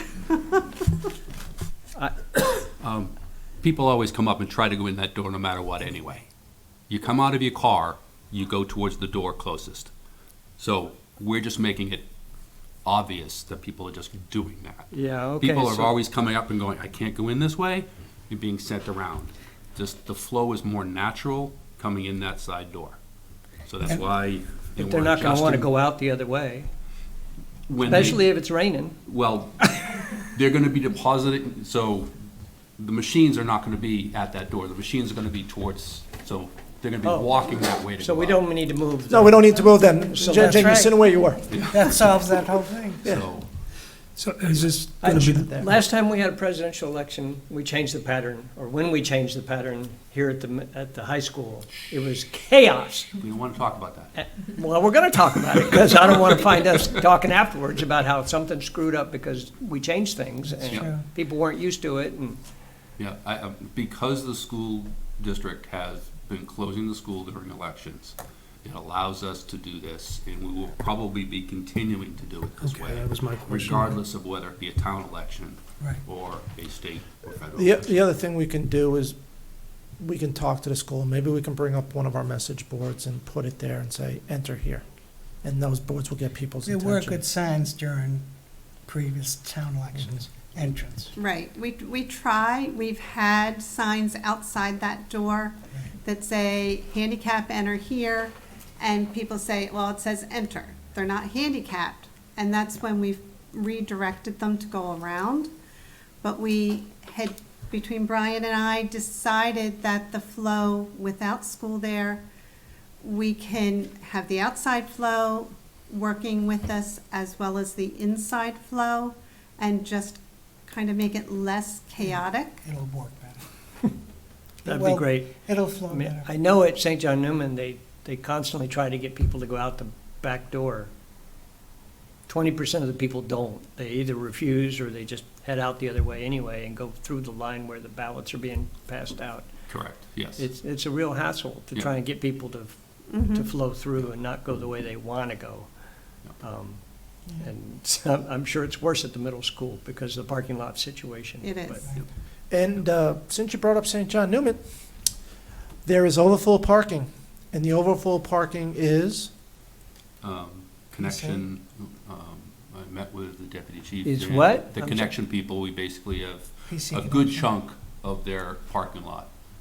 So, just, I mean, it's not a huge issue at St. John Newman parking, but there would be overflow if they just drive down that driveway just a little bit further. That won't happen. I understand, but it's there, and as poll workers, I am suggesting the poll workers park there and walk over, so that's where I And leave want. the back lot empty? Is that what you're saying? I mean, poll Yeah. workers all Yeah. park in the back lot. Yeah, today. Yeah, so we're trying to get as many spots left open for the voters. We're not going to So- let people in that back door No. No. behind No. the No, that was coded. the clerk, We're doing the that, yeah. registrar of people. But I agree, people don't think to go out that way, even if they're just, so I'll try to have the moderators there saying Yeah, that way they on try. the way out. We try, we get tired, yeah. and then the last bit of great news is for the overflow for James Meshkel Elementary School. There's that parking lot in the back behind for James Meshkel Elementary School. There's also going to be the town hall parking lot. However, the outside on McGowan Street and Babuza Lake Road, those outside spots out here are going to be designated for staff. So when the staff gets in at 8 o'clock, they're going to be roped off. When the staff gets in at 8 o'clock, 8:30, the ropes will be taken down. That's where I have directed staff to park, to leave the center aisle of this parking lot and the rest of the parking lot. I don't know if the court will be in session or not. It's a Tuesday. Usually Tuesday's a very busy day at the court. I don't know what they would be doing or not, if they're in session or not. But we're going to try to keep the overflow parking so that people can park along the aisle going towards the courthouse in the center section of the parking lot that's right out here for overflow parking if it gets too backed up with everybody going in and out.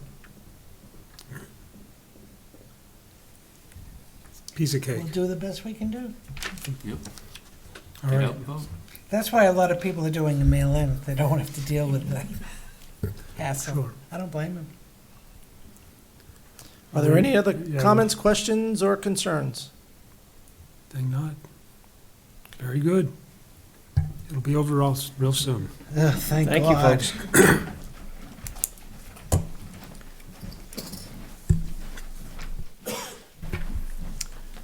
All right, next on the agenda is direction for the 2025-26 budget.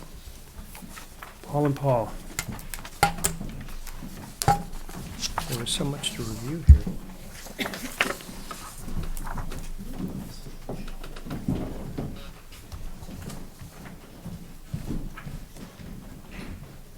Good evening, everybody. Good evening. Good evening. So I really cannot believe I'm sitting in front of the town council again discussing the 25-26 budget. It seems like yesterday we were in here discussing the default budget for 24-25. Want to bring up the presentation, please?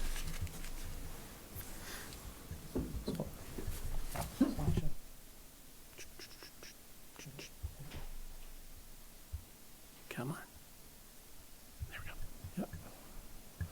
on. So we're here tonight to kind of give the council, It's the blue circle, Paul. We've been getting this all day love this. from beginning. There we go, thank you. Yeah, the blue circle. That's all I've been seeing is spinning blue circles. So, as I said before, the 2024 tax rate has been set. Tax bills will be mailed by mid-November and due in mid-December. The tax rate is $20.69 per $1,000 of assessed value. We will be sending out the insert that we normally send out with the December tax bill, so everybody will get that as well, with the breakdown of the cost. So right now in 25-26, what we do know, our workers' compensation insurance is a not to exceed 8%. Our increase on property liability is a not to exceed 5%. Our health insurance actually went down 2.2%, and that is final. That is not a guaranteed maximum rate. That is final, 2.2% decrease in health insurance. For next year. They changed the way they set things up now. We used to get a GMR in October, and then in February we'd get a revised. They changed the way they've done things. They just give us a number now in October for next July. Decrease in short-term liability, 19.2%. Excuse me. We have 6 union contracts. They're all in contract for next year. They all have wage adjustments as well as a 3% wage increase. We are increasing the part-time welfare administrator to a full-time position with the retirement of the current part-time welfare administrator. We have to increase for another half year of benefits for our IT communication specialist that was put in the budget this year. That starts in January. Increase in compensated absences. We're looking at a 10% increase on fuel, 6% increase on tipping fees. We have to do the master plan. Nashua Transit, remember we got that $17,000 grant last year. That's not going to be available to us, so we need to make a decision on what we want to do with Nashua Transit. Increasing capital reserve deposits because equipment's going up. Reduction in overlay. A reduction in interest revenues. We steadied the sand and salt pricing. Actually, we looked at the state bid for next year, and it's a little bit lower than this year's state bid, so that's always good. And our salt shed is 100% filled. So we have pre-buy and we have a couple open purchase orders still. So we should be pretty good there. And of course, our electric and natural gas supply cost we're trying to stabilize those costs as best as possible. This does not include the electrical CCA, Community Choice Aggregation. That's a separate program altogether. This is the contracts that I as meaning the town, has entered into with a provider for our energy, for electric energy. Natural gas rates are a 0% increase, like I said, due to long-term contracting. It ends on 12/25. We're paying about 7 cents per therm. I reached out to our consultant today and said, I would please give me some rates moving forward. We want to look at the pricing because we hear that there might be some surplus in the natural gas.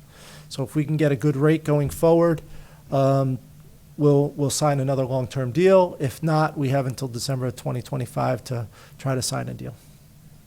And then our electric rate is still good for until December of 2026, which is still less than whatever source is charging right now. The point is the gas rate's it only goes through half of next year's budget.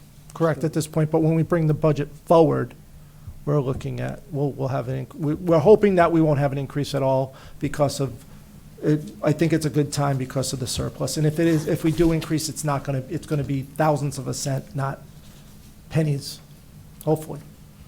Okay, thank you. So what we don't know is what's pending. Rooms and meals. Every year, we have to wait until October to figure out what our rooms and meals are. It all depends on how the state's doing with tourism. Block grant, which is the road grant for the tax on the gas tax. With more electric vehicles, that seems to be going down a little bit. So we have to see how that plays out. And then there's always talk about Group 2 contribution, which is for police and fire, some kind of cost share the last 3 or 4 years up in Concord. 2 years ago, we got 7.5%. There was a lot of discussion last year. However, the bill did not pass because it was in the second year of biennium. This will be the first year of the biennium budget. So there's potential that we can see some improvements depending on who gets elected in November.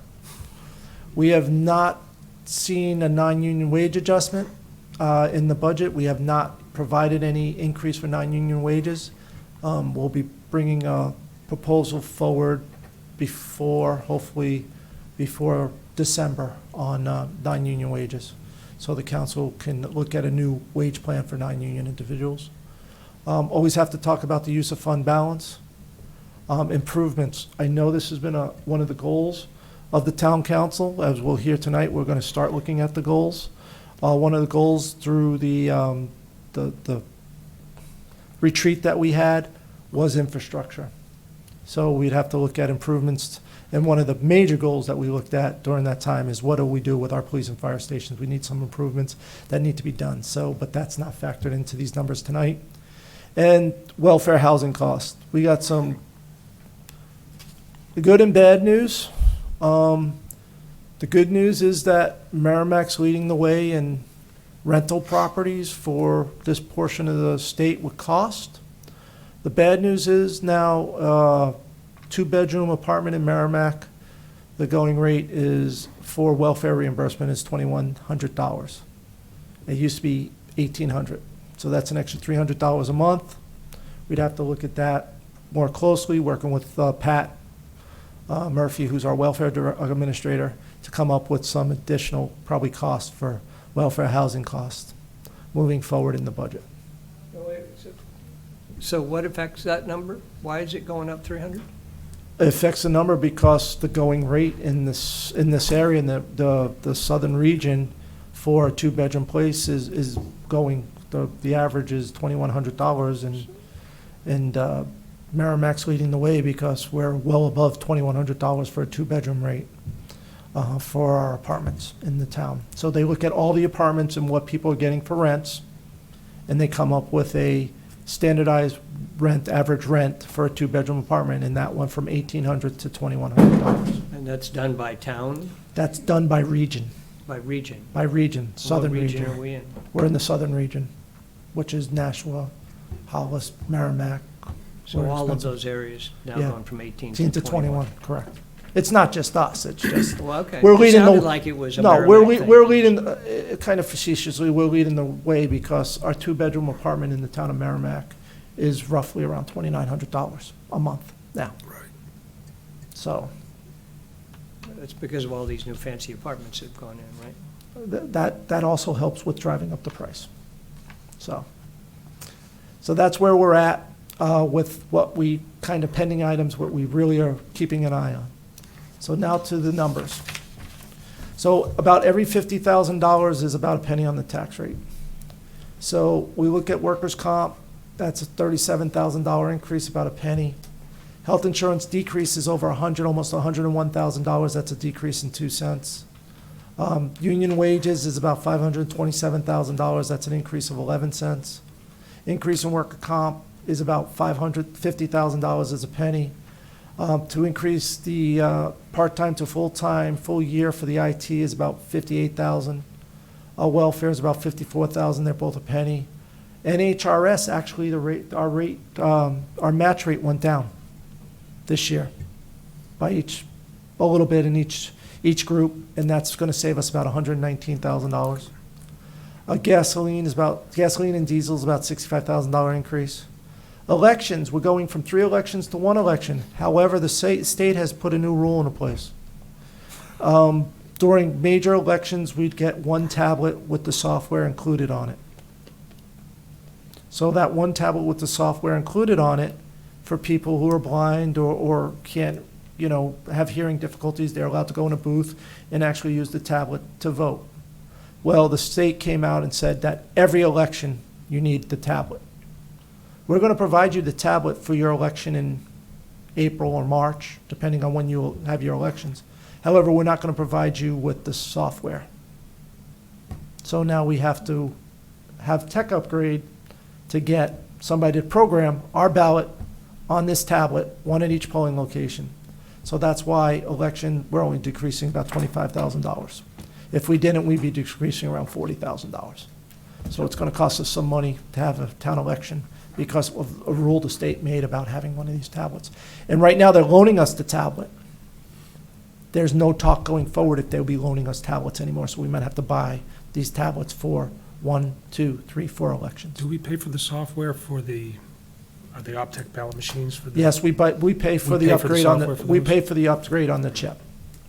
Yeah, because they're chip, they're, whatever they're in there is That's the for the chip. tabulation. The tabulation Right, so machines, for we state do have to pay elections, that. we have to pay for that. Well, for state elections, they would give it to us. Okay, well then what's the difference with the tablet for a state election?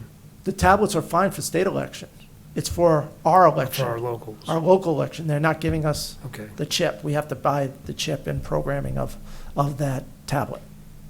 Is that a state law change? or- Yes, it was, like I've told So that our- today Our by, legislature has passed that cost down to us? I believe so.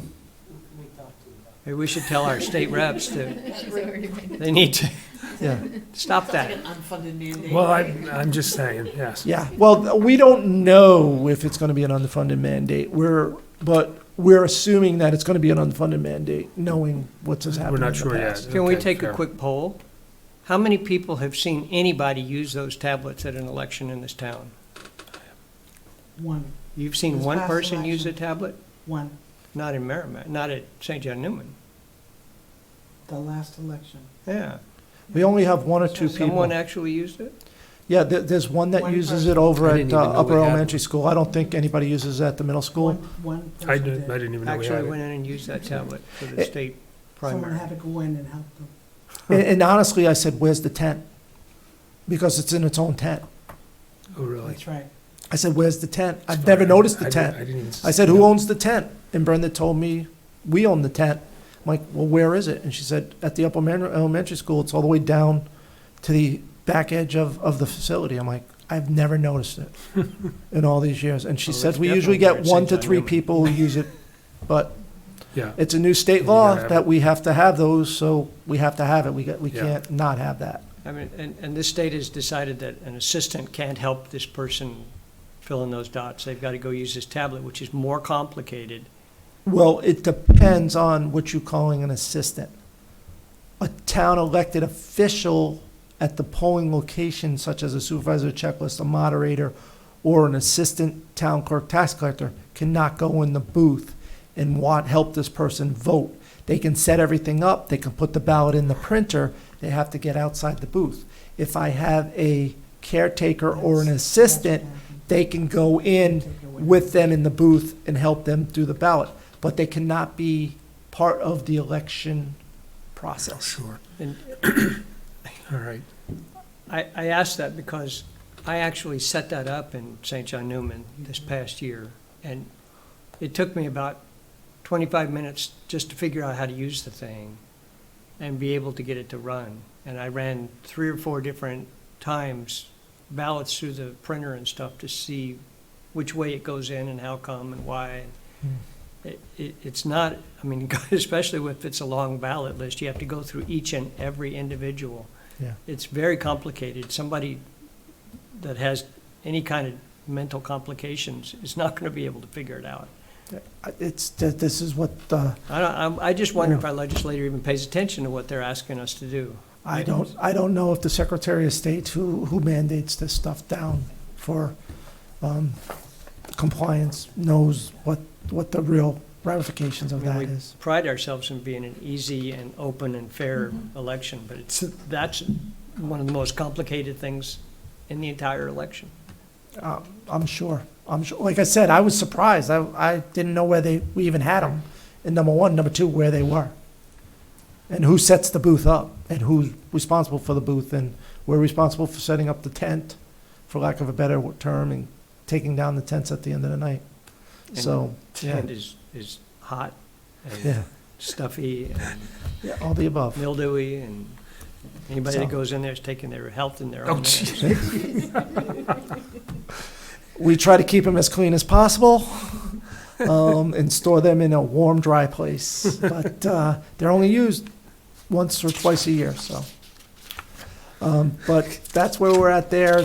Solid waste, $42,000. The master plan is about $200,000, 4 cents. Paving, capital reserve deposits, and then you see that no cost for sand and salt or natural gas. The appropriation side looks like about a 27-cent increase. Then we get to the revenue side of the house, interest and pooled cash. If the Treasury keeps on going the way they say they're gonna go, we're gonna lose about another $250,000 of interest revenue, which is about 5 cents. The SAFER grant revenue goes away this February. February 28th is the last day that we have the SAFER grant. It's already been 3 years. So that revenue is disappearing. That's about 12 cents. Tax overlay, we had to increase it this year to $750,000. I think we can kind of back that off to $500,000 next year. So that's a savings of $250,000. And then I am recommending, because how important the master plan is to a community, and that we are already a year behind the 10-year master plan, that we use fund balance to pay for that master plan. So that's where you're increasing your fund balance usage by $200,000 for 4 cents. So the impact to the tax rate I'm projecting right now is about 35 cents. As everybody knows, that's been on the council for a long time. That is a high estimate for myself. We will definitely be trying to come in underneath it, but that right now, if all the stars align and everything happens, it will be about a 35% increase on the tax rate that we're looking at. I did not take into account any new buildings or any new value. That will happen when we come forward with the budget. This is just a worst-case scenario that I'm projecting is a 35-cent increase. Can you go On back that- to your pending page, just to Yep. highlight that Go back. these numbers are not even in there yet? Right, non-union wage increase, the improvements for police and fire station, and any welfare costs, housing costs, are not in what I just presented at And 35 state cents. revenue is always a toss-up. We really don't know where. We it's really going. don't know that until we're ready to set the tax rate in September and October, if we're lucky. And that could go up or down. We really don't, I mean, Yeah, rooms and meals especially, because that's all dependent on tourism. And if we have a great ski season, tourism's good. Highways have been On the- busy, so I'm hoping for the best. I've driven 89 and 93 all summer long, and the amount of traffic on a Sunday night, we got a lot of tourism coming through the state. So hopefully we had a good summer with tourism, and people hit the hotels and restaurants in the northern country. Paul, if I may, Go ahead. when I was talking to the DRA last week, when we were trying to get all the final revenues, the meals and rooms did come in $167,000 over what we had budgeted for. So to Paul's point, the tourism did perk up, and that was obviously very helpful. But I don't know how long that's gonna last. We talk about the SAFER grant for a second? Sure. I mean, I thought we were doing one-time expenditures in the budget to make sure we were making up for that revenue, so when it fell off, it wasn't going to be a big impact. Is there an offsetting piece of the budget that we're going to do to make up for that SAFER grant? We were doing that, but when we went into default mode last year, that kind of fell by the wayside. We were putting some money, extra money into capital reserve funds as well. I just have to look at that and look at the CIP to see where those capital reserve funds are gonna fall into place. And seeing how you brought up capital reserve funds, can we also take a look at the intervals on some of our replacement things on the capital reserve fund? I know you had that as a line item that we needed to increase that, but is there an opportunity to offset that by reevaluating some of the intervals that? Yeah, we do look at that with our, especially on our bigger piece of equipment. We do look at some of the intervals. But by moving it 1 year, the cost of, and I hate to say this, but the cost of an ambulance was, $200,000 pre-COVID. out of COVID now. You can't get them. There is a 2-year wait. They're $300,000 to $400,000 for that same ambulance that we were buying pre-COVID.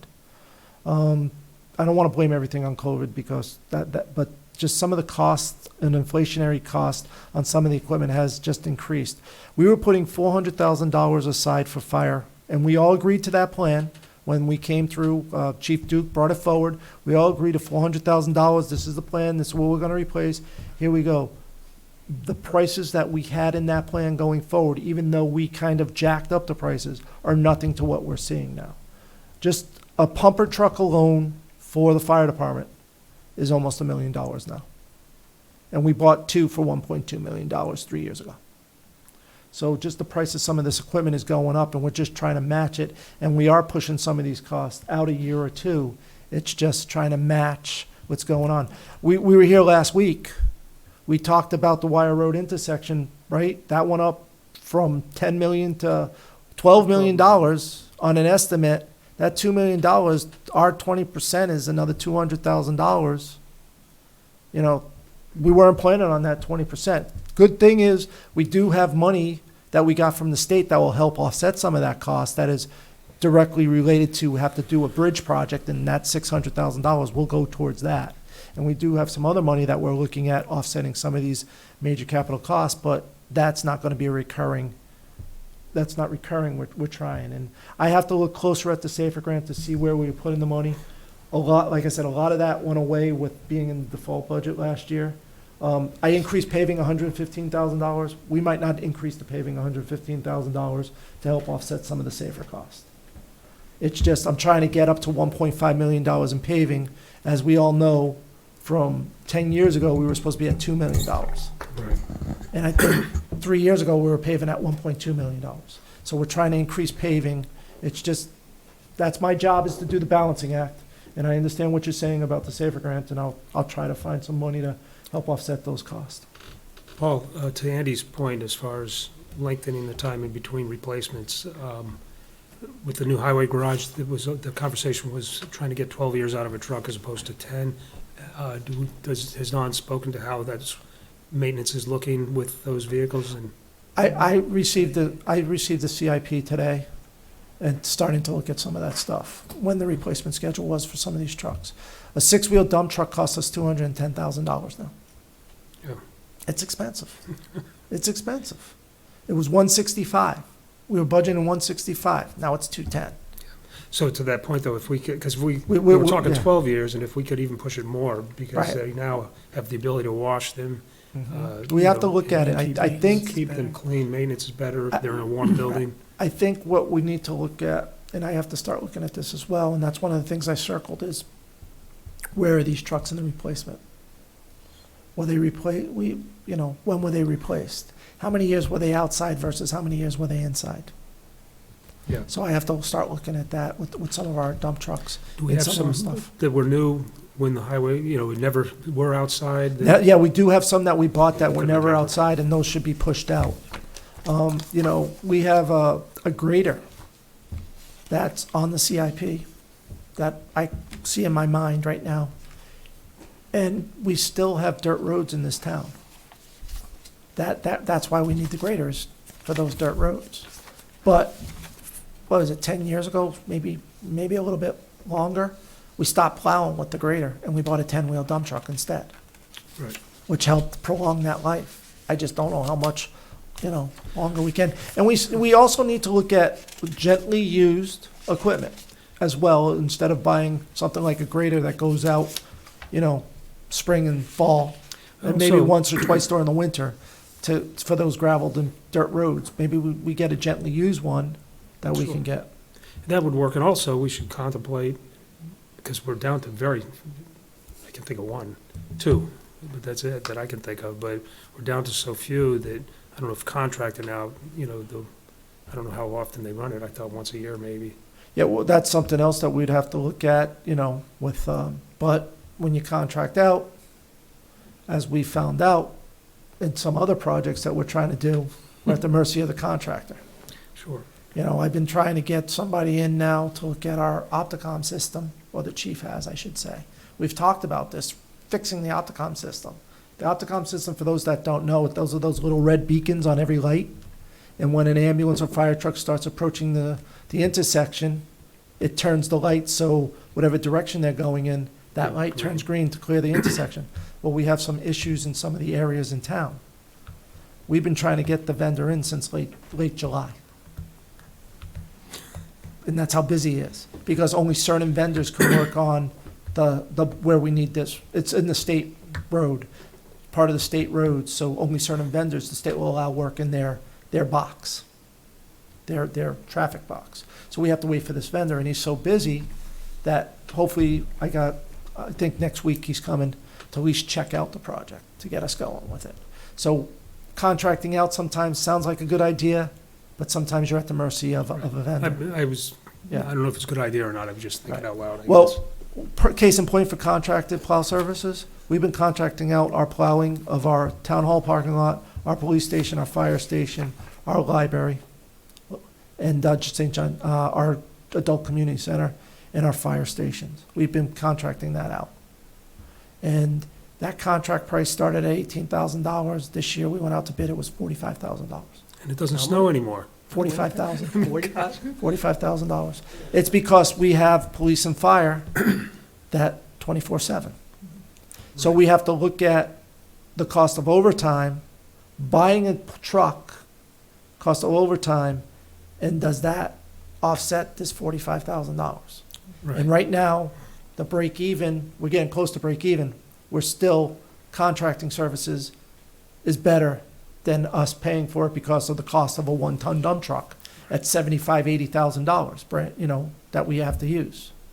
So, it's weighing the ebbs and flows of what we can do and what we can't do in contracting services. But that's something that we definitely look at too, because I know we have all the, out in Mayu, Longa, out that way, they still have dirt roads out I there. didn't think of those. And then we have a couple in the southern part of town that we have to do as well, which is, kind of wild. But to pave a dirt road, which we have in the CIP, we're trying to look at paving them and getting them up to grade and things. It costs money, and is it cheaper just to grade them versus pave them? And that's, we look at all that stuff. So the people at home, it isn't just, just throw together a budget, don't worry about the cost implications. No.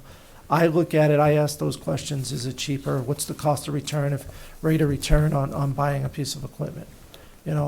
We talked about the $1.5 million ladder truck. Our ladder truck is 22, 23 years old. And, did we need a new one? Yeah, we did, because it started to get real expensive to fix that ladder truck every year. And the amount of time that it was out of service and repairs, how long the repairs took, it didn't make sense. It was more cost prohibitive than not to buy one. Right. So, we do look at this stuff before I bring some of this stuff forward for the council's review. And whatever we can do in-house, we try to do in-house, so. Are there any questions, comments, concerns? I know I've been just filling this meeting up with such great news that everybody's smiling and cheerful. That's what it is. Hey, But, going on vacation soon. and like I said, we'll come in December with my budget presentation, overall budget presentation. I know we have a goal to try to increase revenues of 2% over the next 2 years. We're going to look at revenues. I still am looking at ambulance service, something that potentially we can look into some more. That's one area we can increase some revenues that will help offset some of the tax rate. The other thing is looking at the 2% goal of expenses that we got to look at too.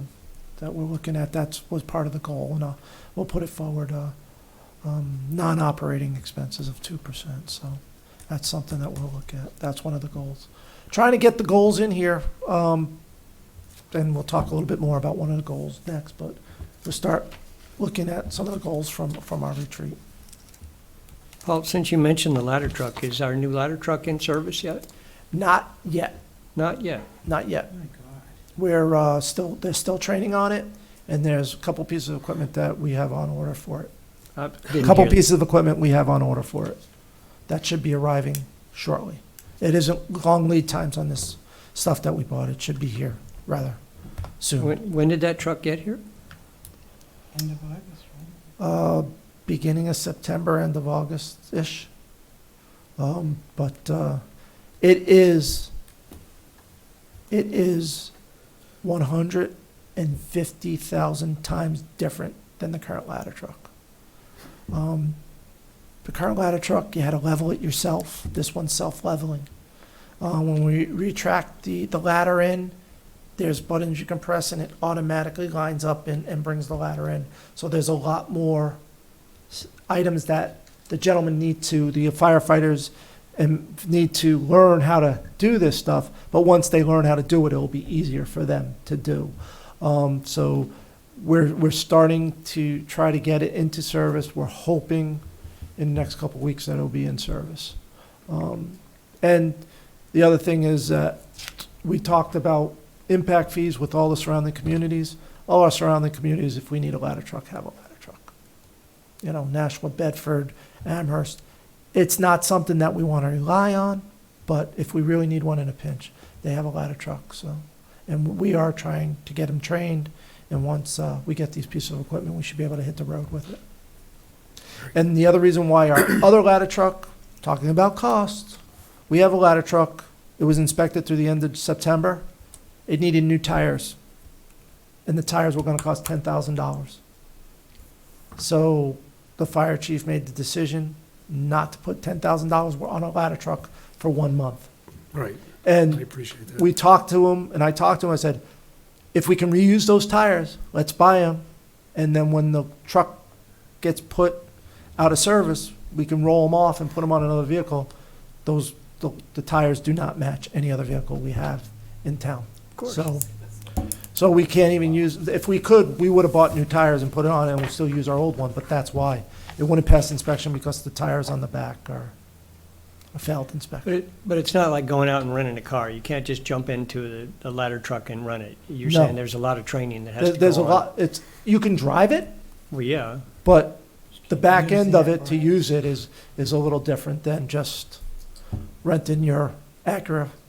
Okay. So a big factor is the training that we're doing right now, Right. too. And they're all training on it.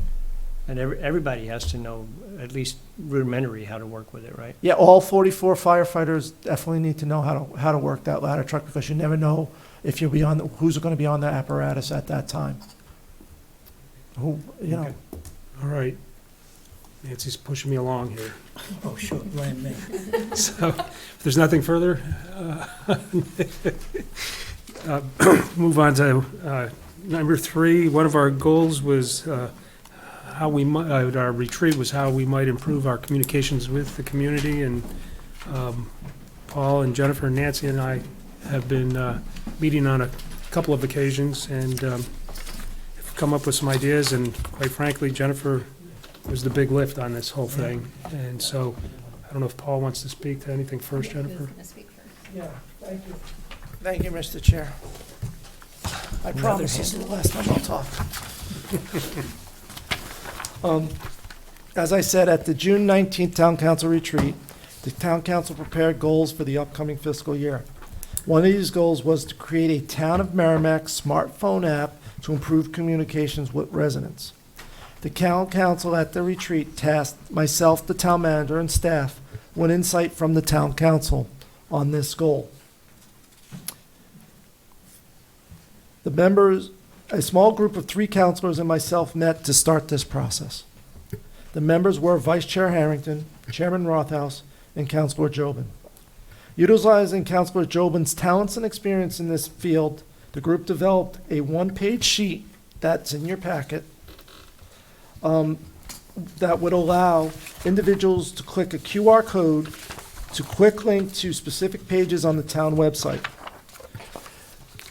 Councilor Jobin was instrumental in bringing this process and this sheet forward, and she can discuss how we'd use and develop this page and what the purpose of this page is. Councilor Jobin? Thanks, Paul. So I'll just give you a little bit of background on what's been going on in the background. We've been a few times, I've been doing some research, looking at other New Hampshire towns and cities' websites, looking at their communications. I had a phone conversation with the Web Services Administrator for the City of Manchester, who handles their app, the Manchester Connect app, and I got a lot of information from him on what that is, how they use it. One of the towns that has a really robust communications plan is Salem.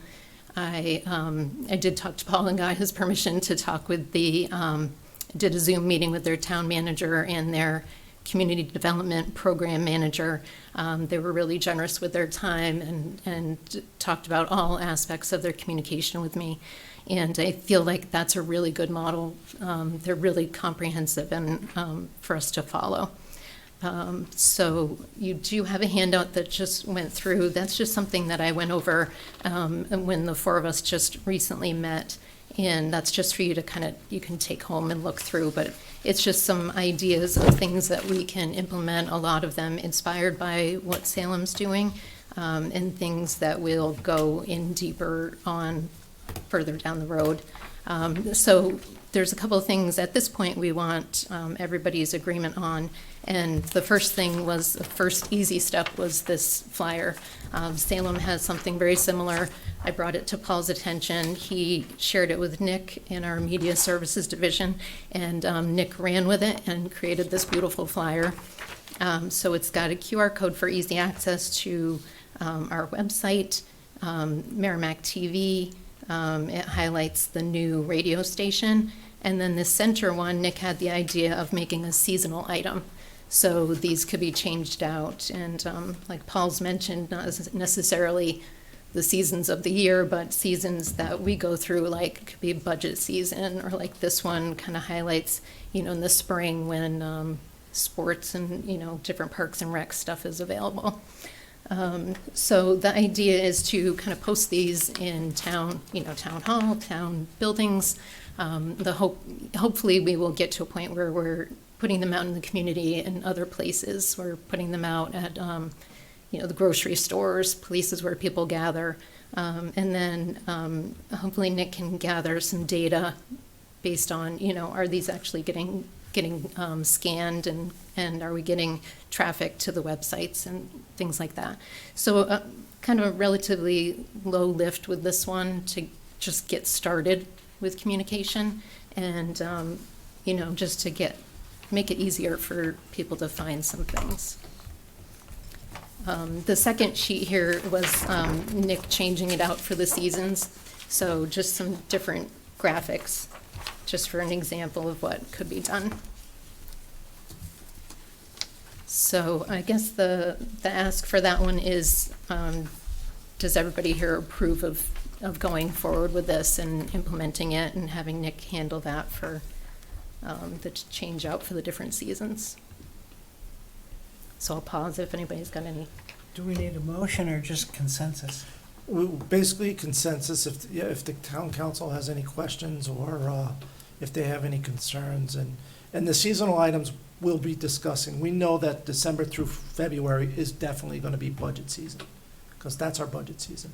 The other seasons are pretty much up for discussion, what we want to put on there. And they can change. It doesn't have to be the same every year, so.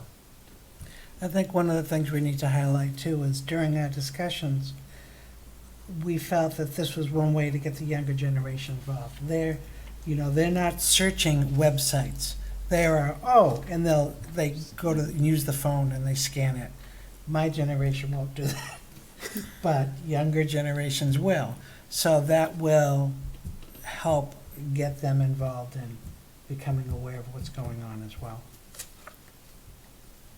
So what do you think, guys? It's a start. I'm not sure how much a piece of paper is going to get utilized, just because if you don't happen to have that in front of you when you're thinking about it, you're not going to be able to scan it, and you're not going to put it in your pocket. And a lot of people just Google Merrimack Gov or something like that, if they're smart enough to do that. So it's certainly a start. It's an option. It's sort of low cost. Well, it's real low Low, cost, it seems like. right. So, yeah, and the work's been done to put the QR code together, which is hopefully not very difficult. No, that's pretty quick. So I think that's fine. And the idea of seasonal or something like that seems kind of nice.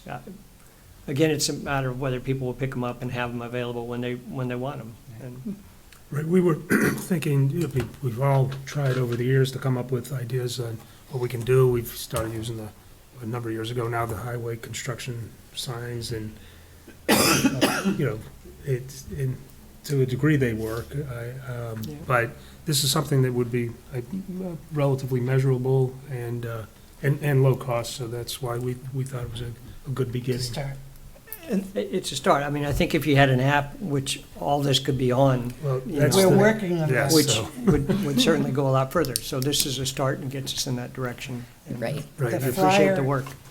Do you want to address it? You The want- flyer that you handed out literally talks about a lot of options, but we have to talk about, and that's what we're hoping to continue with the approval of the council, to allow us to continue researching, coming up with plans. An app is one of them.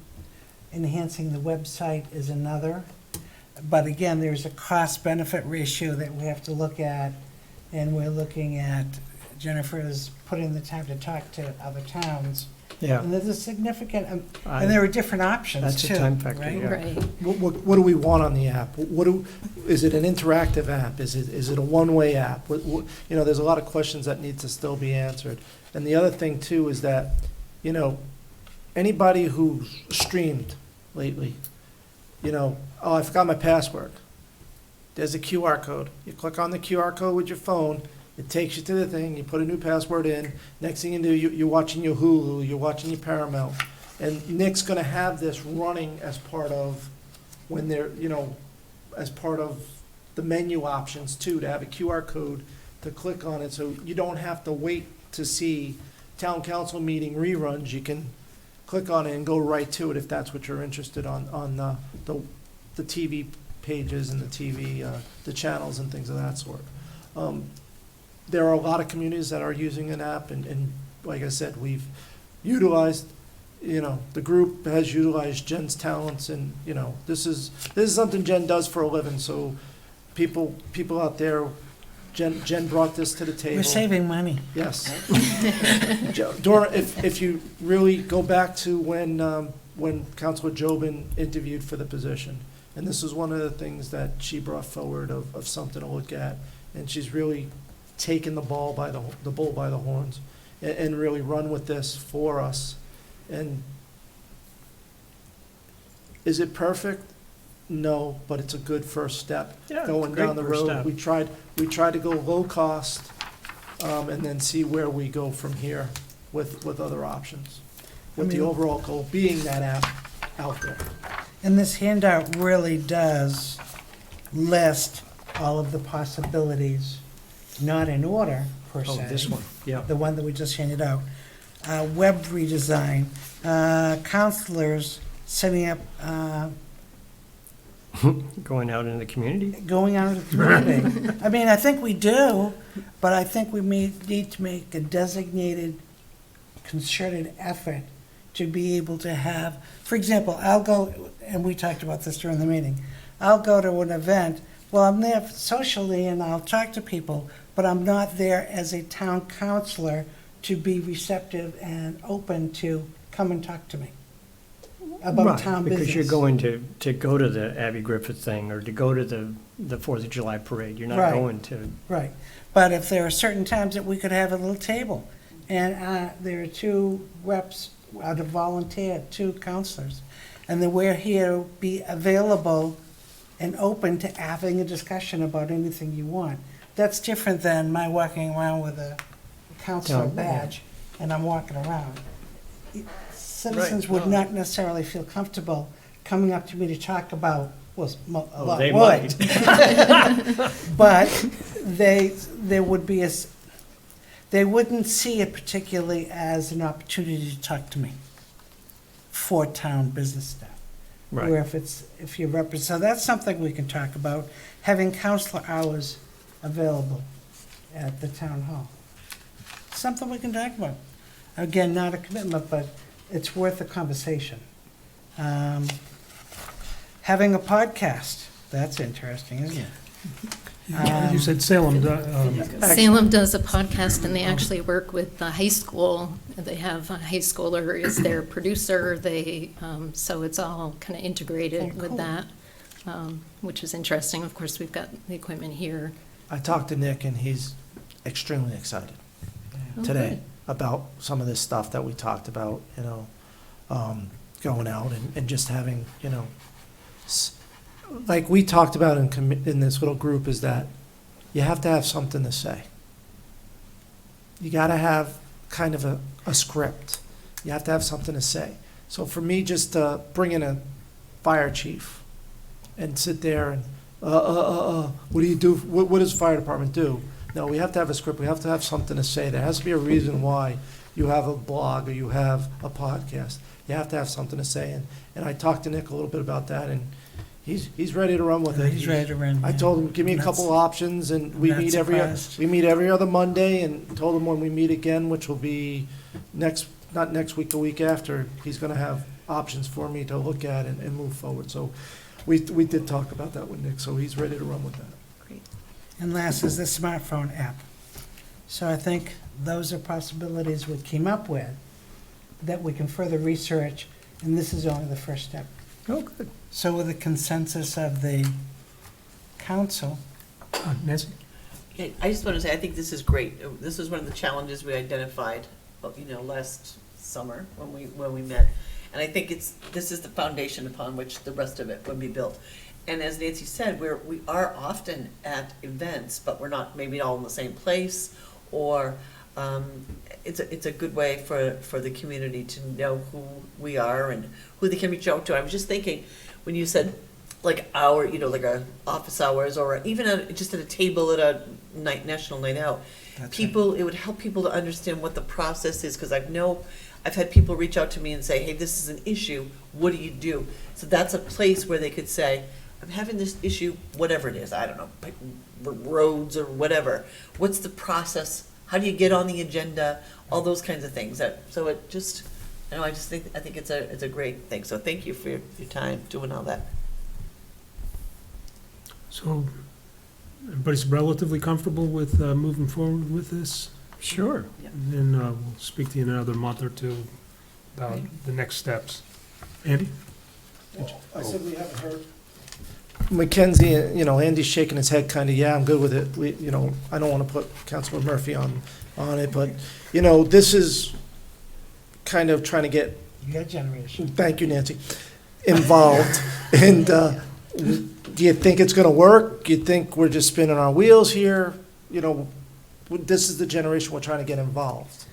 I mean, personally, from like my overall generation, I think that things like this are not, well, again, personally, just to know the ages of people in my generation, I don't think that they're gonna go on and look at something like this. I think they're more apt to go on like the Facebook and the Instagram and the LinkedIn. Like that's what they'll specifically look at. And so I think the app is a great idea in that regard. As I think about the population of Merrimack and things that we could do on top of this, I don't think we have an official town page on Facebook, but something else I think about is we have these town council meetings, but could we create an official town page with like an update from all of the town council on that town page? Like, I feel like our town would really appreciate that, and I think the taxpayers would probably appreciate that. Like, here's the top things that the town council is working on right now, and allow them to go to that page. And I think, and I don't know if there's any way to do like a newsletter. I mean, I know we have the Merrimack Patch, but what are the different things that we can do to outreach to our town? And I know that is something the town wants. It was talked about at like the last, school district budget committee meeting too, as to like how are we more transparent with the town and the taxpayers. So I think that would be something that might be helpful and useful. How we get to people my age. Again, I think the app is a great idea. But I think we need to think more about that, because they're the ones that are on the Instagram and the LinkedIn and the social. I think we need a TikTok page. Part And of we with the do- social media is You can who's, sponsor. who's I think. administering the social media and monitoring any Right. comments and things like that. It can get a little tricky, but that's Right. certainly something to think about. I with, mean, I know Matt is the administrator on the school side, and he is the one that posts all the school posts, so I don't know how they're keeping track of it on their side, but maybe something ask Matt. We actually do have a town Facebook page, and they're all administered by Nicholas. And he does track it. Police, everyone, department, fire, police, I know there's departments DPW, too. Parks and Rec, they all have their own, and Conservation Commission, all have an individual page. However, Nicholas has the administration rights as well on those pages, and he's able to link the town's Facebook page to some of the events that are going on, and because there's different users that want different things. And Nicholas does monitor those pages. To be honest with you, I do not know if they're one-way or two-way. And meaning, is it, can people comment? I think people can comment. Sometimes that's a blessing and sometimes it's a curse. But Nick does monitor that stuff and looks at it and tracks the hits and things of that sort. So that's part of his responsibilities as well. So, to your comments about newsletter, so what Salem does is they set up a separate website that's just for news, which sounds like a lot of work, but it's just a simple WordPress site that's kind of a blog style. So with that, people can subscribe to it. Since it's blog style, then you can get it pushed out to their email. So that's kind of serves as their newsletter, and I thought that was a really unique idea to set it up that way. and not to be labeled the point, but our website is going to go through a major facelift because we're going from a Drupal 7, technical terms, a Drupal 7 to a Drupal 10. So our website's going to change a little bit as well. And that's supposed to happen. You don't know that, Nancy? Yeah, right, up 3 Drupal. And that's what I said, what's a Drupal? Yeah, And it's Drupal basically fast, too. the operating system behind behind the website. So we're waiting until first quarter of '25 to get this upgrade to see the next steps that we need to do with our website as well. So it's not gonna happen overnight with the website because we're in the process of this change. So, but to get things up and running and to see, because there are supposed to be better options with Drupal 10, such as a blog section. Ah, So you can put those out and things of that sort. The police department's been looking for that when they do their press releases and, Right. when people get arrested and things of that sort. They used to push those out in like a blog setting, and with our current website, they can't do that. With our new the Drupal 10, they're supposed to be able to do that again. So there's some benefits to moving to Drupal 10, and we're just looking at that, so for the council to be aware of. so it You're sounds right. like, I'm sorry, go ahead. Oh, no, I was just, that's why I stopped subscribing to the patch, because it was all about the criminals. I didn't want to see that anymore. So let's not make that a priority, but, not a priority. no, I got it. I'm sorry, Nancy. No. I was just saying, so it sounds like the consensus is the approval of the flyer to proceed, and the group that's already been established will continue to research and present ideas. Great, Great, thank you. thank you. Very good. All righty. Next is the approval of October 10th minutes. Any corrections from the Anybody have anything? esteemed editorialist? I didn't find anything, but I was reading it really late last night, so I might have missed some stuff. It seemed to be a different kind of style this time. It doesn't seem to have any discussion that the town council is making. It just has the presentations put in by people and then a motion and a vote. In the past, it seems like there's been some More narrative? rehashing of the narrative of the discussion and not necessarily a full print of what somebody was presenting, like Nelson's full presentation is in here and things like that. It just seems like a different text. I mean, that's what we talked about. I did notice that too. It was a little less But it about read the differently. discussion. Do we have a new? No. It is still 15 pages. I mean, the whole thing with the MS4. I mean, he specifically said he was gonna go over all these points, but every page is in here now, and, So too, you know, too detailed? I thought yeah, too detailed, but it didn't have any of our discussions. It just, I mean, we asked questions, we got clarification, but none of that is in here. It's just, it's like the town council just didn't do anything. They got presented stuff and voted on it. And I don't know, rubber stamped it, if you will, since most of the votes are 6-0 or whatever. It didn't feel like the minutes we've normally been doing.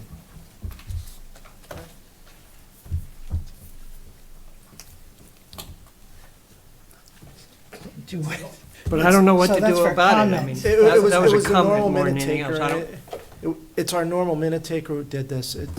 It's kind of tough. We'll reach out to her and see what's See going, what's- you know. It's kind of tough though when you do have PowerPoint presentations and things of that sort that are part of the record to put them in, but I do agree that there was some discussions and things that were not added at this time, so we can reach out to her and see. Do you want us to revise these somehow? I was gonna say, I don't know how to tell you to revise them. I mean, there was a discussion there was a lot of discussion on the Town Center Committee, or there was some, but the Merrimack Youth Association agreement, I don't know if we had any further discussion or just accepted that you had made the changes from the time before. But all it does is says, you presented these things, we voted on it. I mean, and all of them, the MS4, it was presented and then voted on. Nobody asked any questions or looked for clarification or whatever. No, it seems like what happened was it was just whatever presentation was there got put in the minutes. Well, why don't we table these? okay. Let us go back, review them. We'll have somebody look at the meeting, and we'll see if we can interject some areas of discussion as well. Because it's tough, like I said, because the presentation was given, and even though he didn't go over all these points, he went over all those points. Yeah, but even I agree. I mean, it doesn't have to be so detailed. Right. I mean, there was a lot of time spent on that rather than, Yeah.